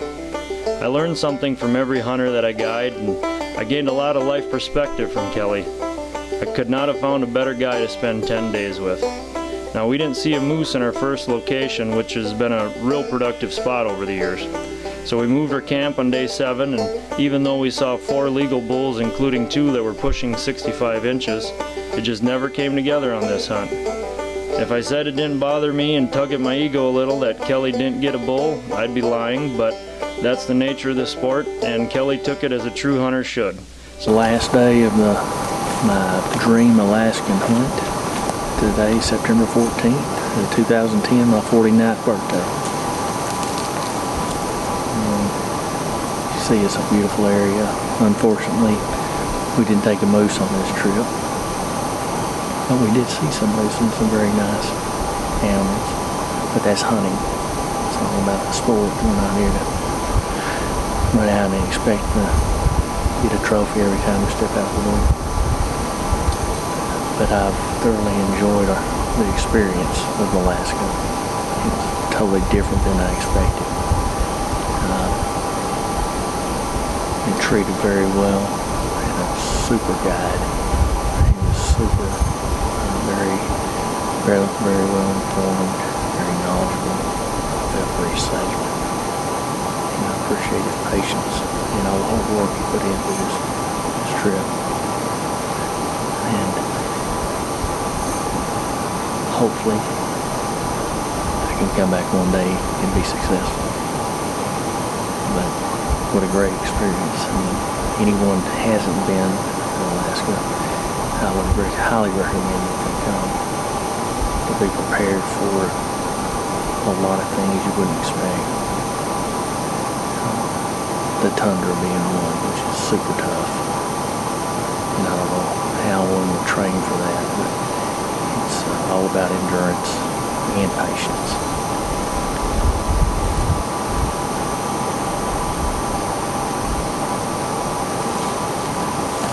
As you can see, it's quite beautiful. It's just pure. It's what we don't have in the cities and the towns anymore. It's a shame that everybody can't come up and see this. But I count myself as being very blessed to have had this experience. Oh, and happy birthday to me. So thanks, Kelly, for the great adventure.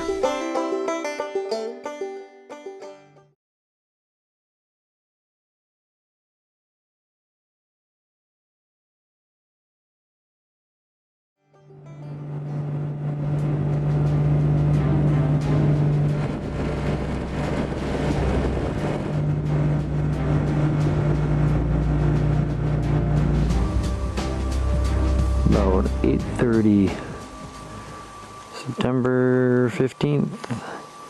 Jens and I are going to start right here in the same camp where Kelly and I left off. Kelly and I saw for sure 3 legal bulls here, but they just wouldn't come into the calls. So Jens and I are just going to try it here, and any day now this has got to start breaking. These bulls got to start coming into these calls. I got stopped by a fishing game trooper today, and he said that a lot of the bulls that people have been seeing, that he's been seeing, are up high in the hills. So they should be coming down and responding to the calls any day. Hopefully we can keep this cold weather going. Morning of day 1. 7:30. clear as a bell when we woke up at 5:15, but once again the fog rolled in about 6:15.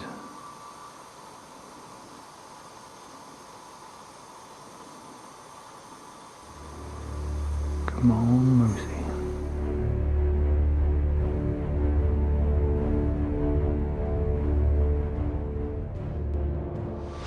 My name is Jens, and I'm coming from Denmark.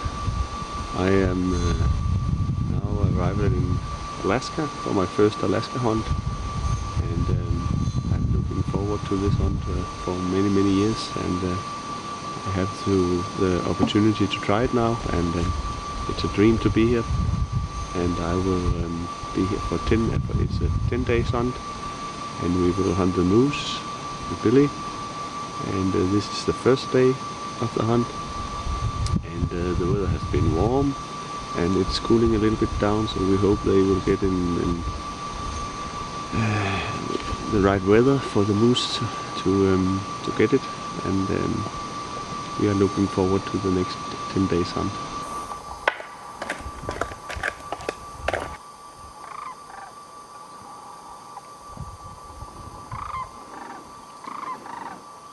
Sun's going down on day number 1.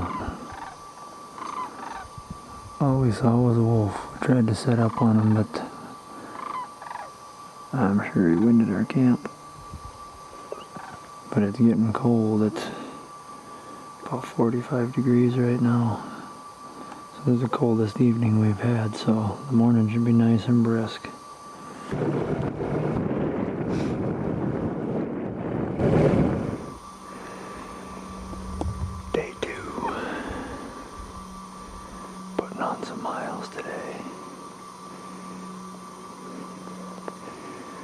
We hiked about a mile. Glass from this little knob to where on my last hunt we saw a great big bull over in this slough. We called, haven't heard anything or seen anything. So we're gonna go in there and trash some country. Either call him out or boost him out of there, because it's a pain in the butt to get in there. Well, it's almost noon. The big hike and calling fest was a bust. Not a peep, not a sighting of a moose.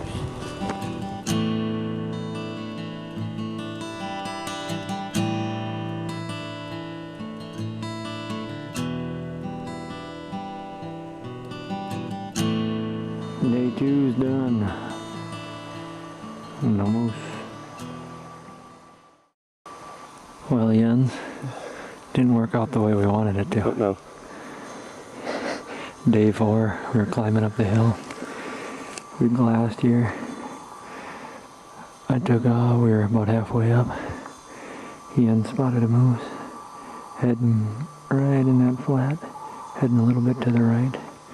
Our camp is right in those trees. I called a couple times just before daylight, and he was kind of heading our way, so I called once more, trying to get him to come this way, the river.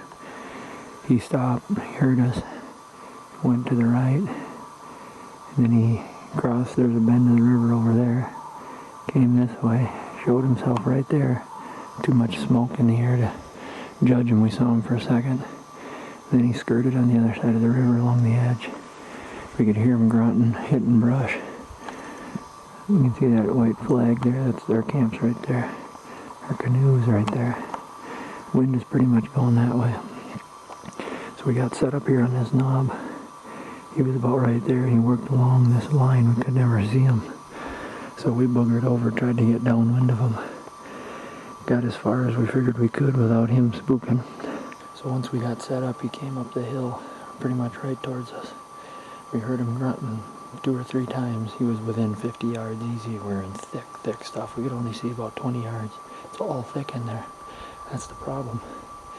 And all of a sudden he stopped. We were just sitting still, not making any noise, and the wind was swirling. We're getting these downhill thermals, and the wind just sucks here. And he didn't make any noise for about 5 minutes, and then I gave little calls and stuff, but I'm sure he was gone by then. After hunting 14 days, getting in close to a bull like that, that sucks, but we have no idea if he was even legal. Could have been a 70-incher, he could have been a 40-incher. Jens and I both got looks at him. We couldn't see much for horn, but we know it was a bull. So, man, that sucked. That's hunting, but it sucked. We'll just keep after her.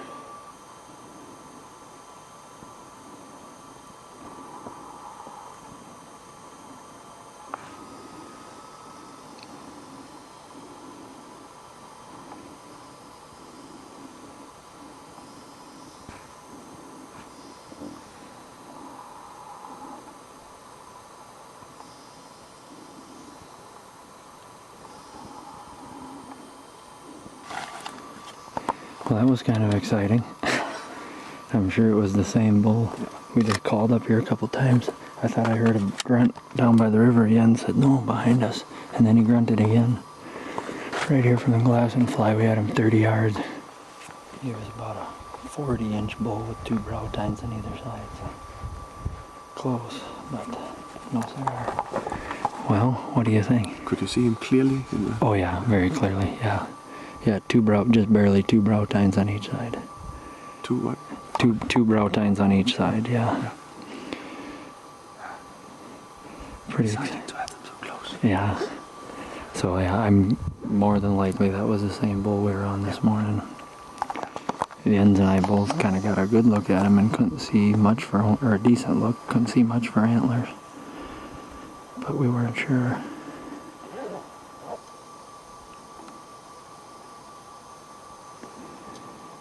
Day 4 is drawing to an end.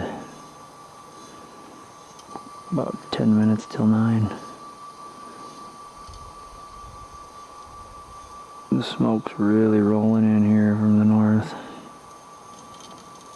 She's pretty darn thick. You can definitely do without that. I mean, you can certainly smell it. It ain't hard to breathe or anything yet, but really lays in heavy in the mornings and the evenings.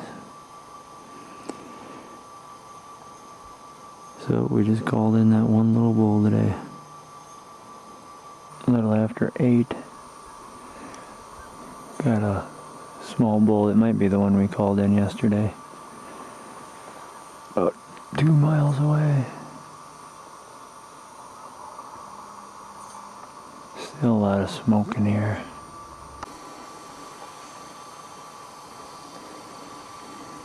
Very small.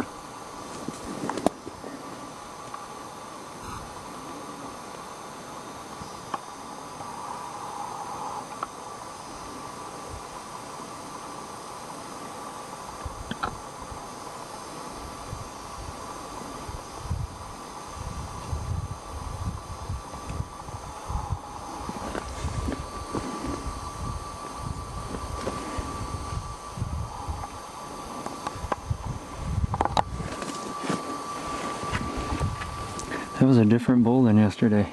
You're right, that one was just a little smaller. This one? Yeah, that was a different bull. That's the one we saw earlier this morning. Way over there. He went to the base of that hill. I saw him at about 8 o'clock, a little before 8. Then he went to the base of that hill. Must have worked along this ridge. It's 10:45 now. I heard him grunt a couple times back behind us. Called him right in. Well, we didn't really call him much, but he just came right in. 2 years from now, he might be a shooter, but he's a little small yet.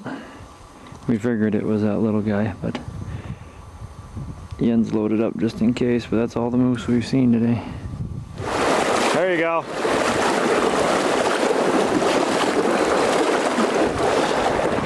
Day 5, moving camp.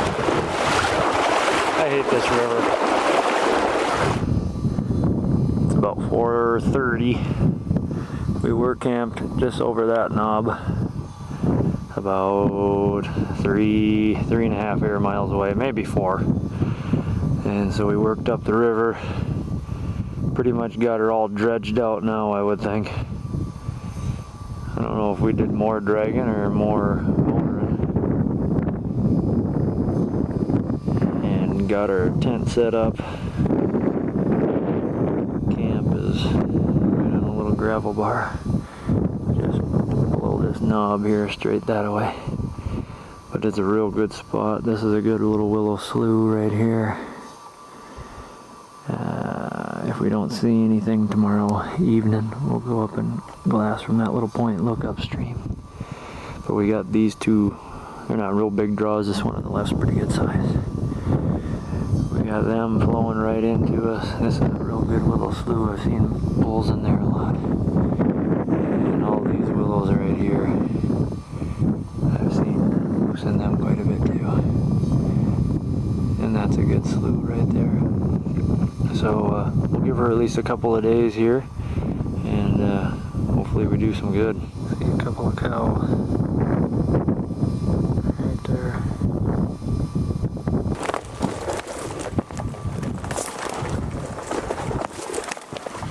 We just heard a bull right out of camp, thrashing some brush. We're gonna sneak up here and get set up. He's probably 400 yards away. Try to call him in.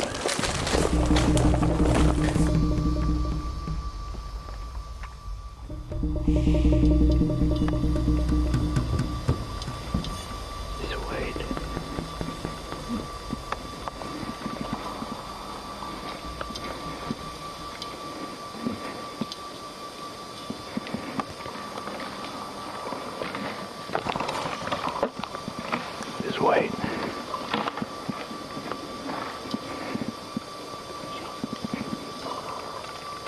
Just wait.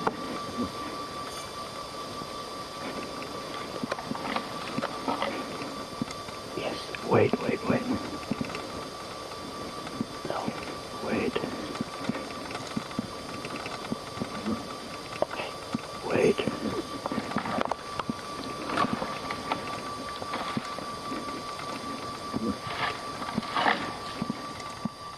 Shoot him.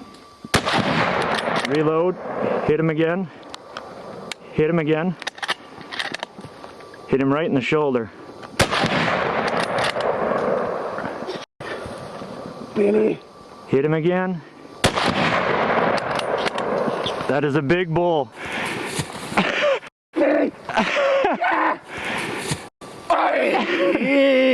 Reload and put another. Yeah, he's done.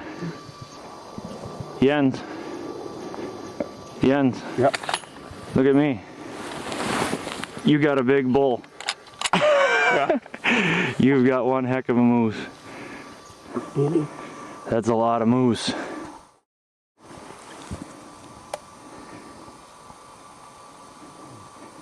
He's a nice moose.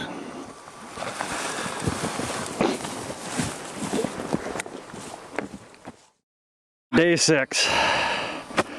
We didn't even have to climb the hill. I can smell him now.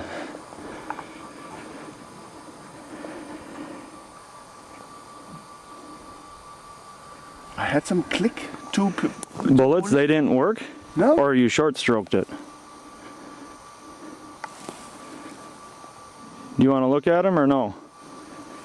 No, let's go and have some. Wow. Billy. Morning of day 6. I told Jens no sense in going up on the hill till we can see good. Last night we thought we heard a bull. We just got to this new camp. Our camp's right around the corner. We were calling from the knob up there. We thought we heard a bull in here, but we weren't sure. First thing this morning, we were just getting ready to go, and I heard some brush raking, and Jens and I looked at each other and said, now that is a bull.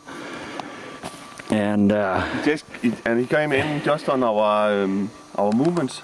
Yeah, I don't know. I mean, he probably heard the calling from last night. Whether he was really coming into that, I don't know. But we never called this morning. We just heard him and he was coming in, so I figured no sense in calling. He had no idea we were here. He just came in on his own accord. I got the shakes now. That was fun. Jens wanted to shoot, and I'm like, no, just wait, just wait, just wait. You want it on film? Yeah, we got her on film. Very good, very good. He's got nice and long points too. Yeah, all the way up. Yeah, nice bull. Probably, yeah, mid 50s, upper 50s maybe. Yeah. I got the shakes now. Yeah, baby. Yeah. Put her there, buddy. Nicely done. Nice and close to the river. Yeah. No pack. Nope. Nice. Let's go get the canoe, take a look at them. Are you ready to pack out your moose? Yes, and have a look at it. Not a very, not a very long pack. I like it. Yeah. I was gonna go for my camera and film the river this morning because it was so pretty. The sun was coming up, a little bit of fog, and then all of a sudden, here comes Bullwinkle. Yeah. I see a moose. I see Jens's moose.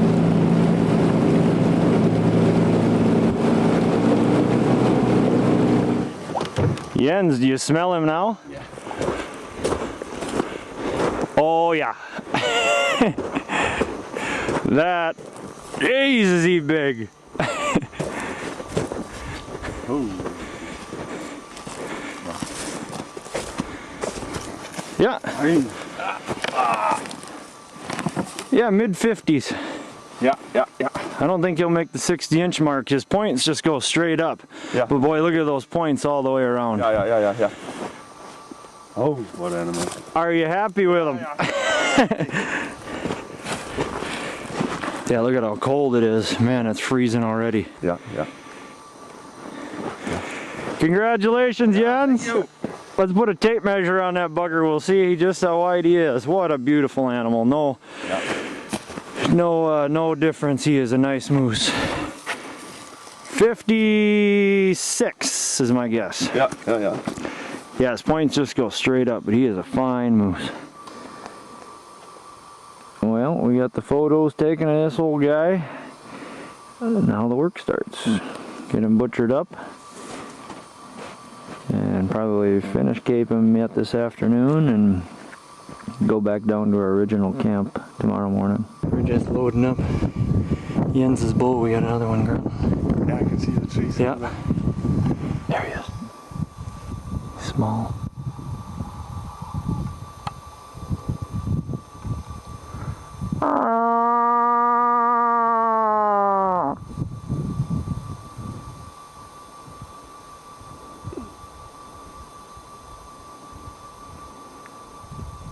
Oh.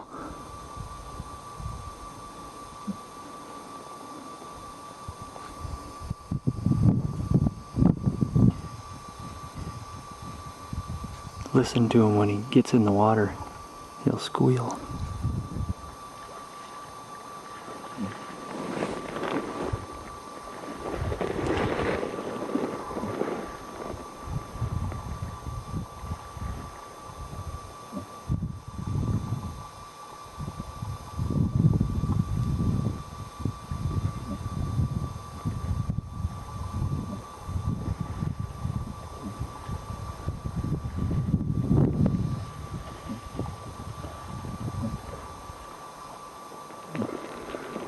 Usually when they swim, they start. Oh.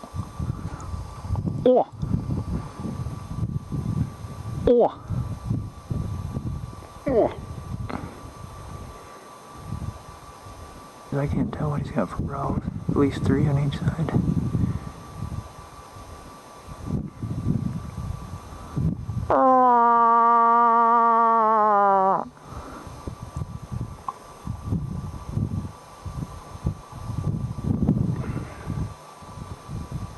Yeah, he's right downwind of us, so he smells the bull and us.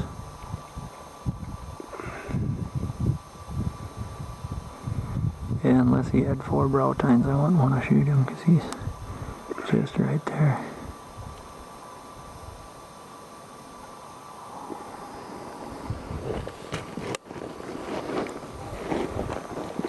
Yeah, he's about 75, 80 yards away.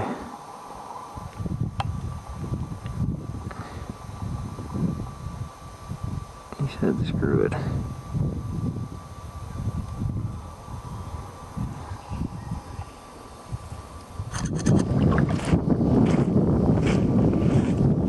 Day 7, 10 a.m., day after Jens shot his bull.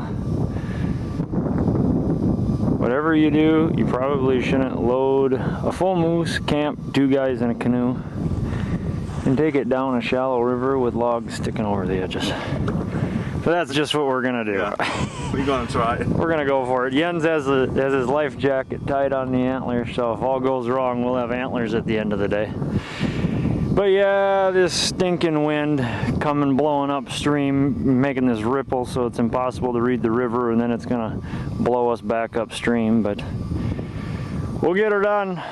7 miles one way or another. Yep. You ready for this? I'm ready. All right. I can hardly wait. It shouldn't be too bad, hopefully. Hopefully the wind doesn't get any stronger than it is. Yeah. This is gonna be good. Other than the wind, nice day. But yeah, this river is tough to read because it's so slow. All kinds of hidden gravel bars, and then just that little bit of ripple on the water makes it impossible, but we'll just have to take a little extra time is all. We're off like a herd of turtles.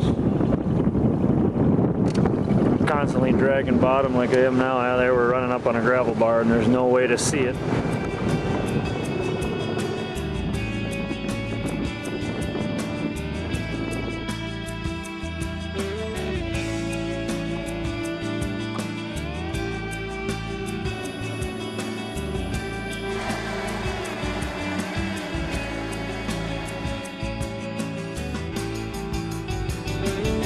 September 24th, day 9, about 1 p.m. We've been hanging here at our original camp looking for wolves and bears, haven't seen any. So moose hunting is always a process, so we're going to take some of the meat, some of the camp down to base camp, spend the night, hopefully get a jet boat tomorrow, come up and get the rest of the stuff and go all the way up to where Jens shot his moose and see if there's any grizzly bear activity. We got one more day to try for a grizzly bear or wolf. Just check that kill. If nothing hits that, come on down, grab the rest of the meat, get her back to base camp. Tore down, we got about a 4-hour canoe ride down to base camp.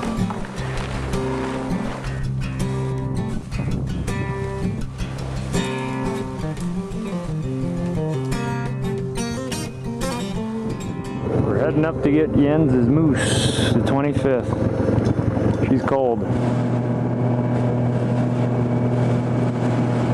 I'm good, thank you. Guides don't need that stuff. My mustache is gonna be frozen by the time we get there. 2-hour boat ride, 14 degrees. Yeehaw.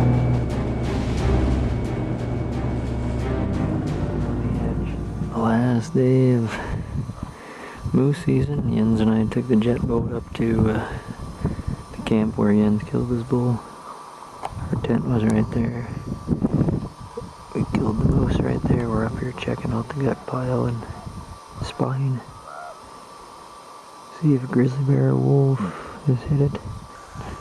We're sitting here waiting for a moose or a wolf, and Jens spotted 2 bulls. One of which is right there, about a 60-incher. He thinks the other one was bigger. There again, way up on the hills.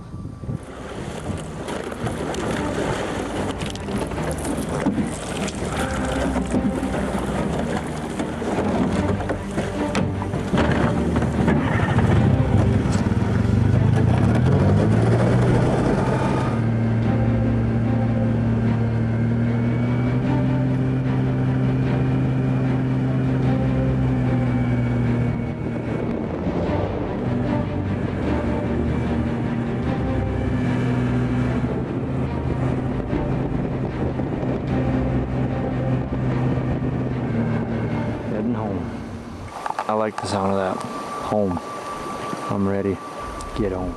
Schwindler, What? are we having fun yet? We're having a lot of fun. We are. In sunny Alaska. This is what you call a guide Molotov cocktail. A 14-foot canoe with 1 ton of gas in it. 3 tons of water. Well, almost 5 o'clock, the 27th. We finally got rid of the ice. The ice jams have cleared. Schwindler and I are getting out of here. There's our bird. Too much ice for the jet boat, so we're back to the canoes. Or go to the front, either way, just get it pointed down the river. Keep going, keep going. We're landing in a tough spot. Jim's having to turn the plane by hand. Keep going. Okay, hop on. We're still having fun. We're still having fun. Here we are. We're out of here, Schwindler. Here we go. Heidi ho.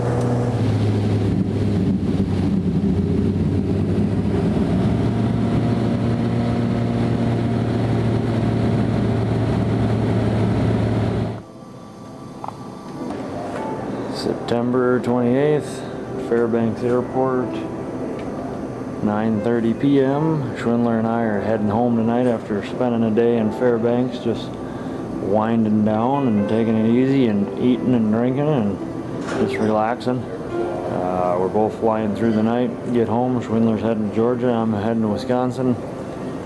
Going from living in the mountains of Alaska, North America's last frontier, to changing diapers.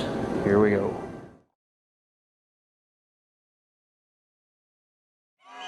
You gotta love that. You are my idol. How old are you? I am 61. How old is your wife?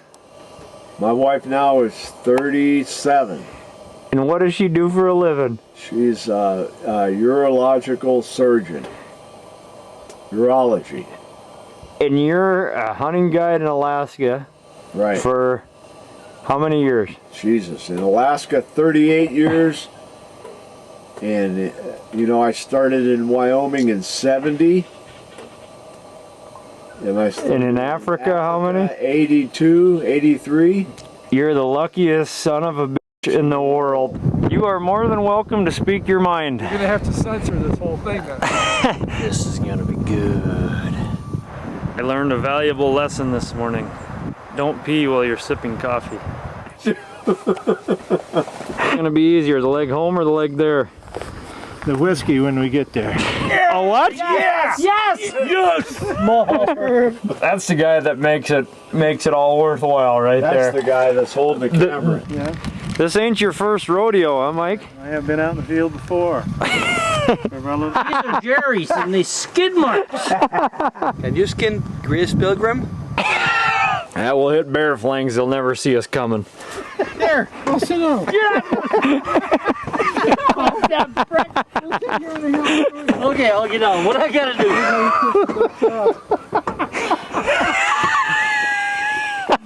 do? You've been guiding longer than I've been alive. That's the I'll be smoking by the time I get up this hill. Get her done. Jaime's not real impressed with the load I gave him. Clear blue lakes, where the grayling makes a rush at the casted fly. Hills so steep that the bighorn sheep falls sheer from out of the sky. What's the rest of it? Well, how are you feeling now, Bobby? We need some more booze. Something about the bears looking at the small tents at all. Clear blue pools, where the bull moose cools and wallows to huge content in Rocky lairs where pig-eyed bears stare at our tiny tents. What are we doing this for, Schwindler? We're alone now. We are alone now. That sounds kind of perverted in a way. By any means, man. There's a song, I think we're alone now. Yeah, there will be none of that. This is the best rain gear I've ever seen. We're just having a hoot here. Because we love it. That's it. That's it. We're having a We'll hoot. drink to that. Loofah belongs to one Rena. Step out into the light. I thought you was gonna have a heart attack. I thought I was going to when I found out it was yours. What do you have to say for yourself, Reno? But what is a loofah? What is that? It's a girly thing for scrubbing your... Yeah. Ah, okay. It takes the skin off, dead skin. I wasn't even going to use a washcloth. I was going to grab a willow bush when I took a shower, but Reno's got a loofah. A pink. Pink nonetheless, yeah. Anyway, Is there any chance of us making it out of here tomorrow? I think it's actually sort of slim. By the way, for your lovely lady, you should know how hard Billy works to keep you farting through silk. So. She thinks all I do is come up here and screw off, so thanks, Bobby. Yeah, the river is iced up. Only the runway where the plane lands is free. That's it. So we're hoping to get out of here tomorrow. Just Schwindler and I left. The hunters, the other guides made it. We're hoping to get out of Dodge. We got about that much left in the bottle, Schwindler, That's so it. we better make her out of here tonight. That's it, for sure. You got your laces all screwed up. Maybe you guys do it that way in Spain, I don't know. Yeah. It had to have been 90, 91. And we just turned the horses loose. And then it snowed for 6 or 7 days. When it got done snowing, there was 5 foot. It was 5 foot on the level and it was heavy. Yeah, probably so. Good. This is more fun than making babies. That's a good thing, but we can't take that. No. This is the last of her. That's all right. This is what's gonna finish off Probably just as well. 2010. Very good. Here we are. Cheers. 2010 Moose. Yeah. Can you make me something to eat? This is what you call a guide Molotov cocktail. And this outfitter says, well, you guys gonna take the horses out? This will come as no surprise to my wife. I made a mess with my hot dog. One of my buddies back home, he calls them tough guys. He takes a shot of tequila first, he snorts the salt, and then he drips the lemon in his eye, and then then if you can find the shot, you take the shot of tequila. By the time we got all the horses gathered up, hell, it was upwards of noon. We're members now! We're members now. And the snow was so deep, when you'd lead a horse, his head would be right about here. You could just pat him on the head. You know, it was terrible. Monday's here. That's the way we do it in Spain, man. Yes, man. Yes, just like you say, buddy. So hell, we carried on like this all day with the snow blowing. There was, you know, blowing off of the surface. Hell, and then it got dark and we were trying to make the other side of the river. There's the trail down to the highway. We had to get the highway 40, 50 mile away. If this film ever sees a light of day, I'm going to shoot you right between the eyes. Yes, Billy will be the girl type. We got maybe 5, 6 miles. We had about 40 miles to go. Oh. Jeez. Fire and all! I'm doing the best I can. So we get up in the morning and, you know, we wallowed down the river. So we were lucky as hell. We got down to about Moody Creek. And a herd of caribou, you know, were in the same mode of mind we were. You know, they were headed out. And getting out of Dodge. And we hit a caribou trail. You know, and they had her pounded down. Oh, nice. Pretty good. Well, this is dessert. for a sheep guide, the greasy water after you boil the brats. Why are you putting Jerry's underwear in your bag? It's about 10 degrees, 15 degrees. We're soaked up to our thighs. When we get across the river and VB starts screaming, he says, I can't feel my legs, can't feel my legs. About that time, Ray flies over. And he's got sacks of grain he throws out of his plane. And they hit the crusted snow and they just went poof. And those horses, and he threw them out and they fell about 200-300 yards apart. He had some guy in the back, you know, healing. And those horses, when that grain hit the ground, they could smell it. You know, they just floundered through the snow to get that grain. This is going to be a wreck in itself.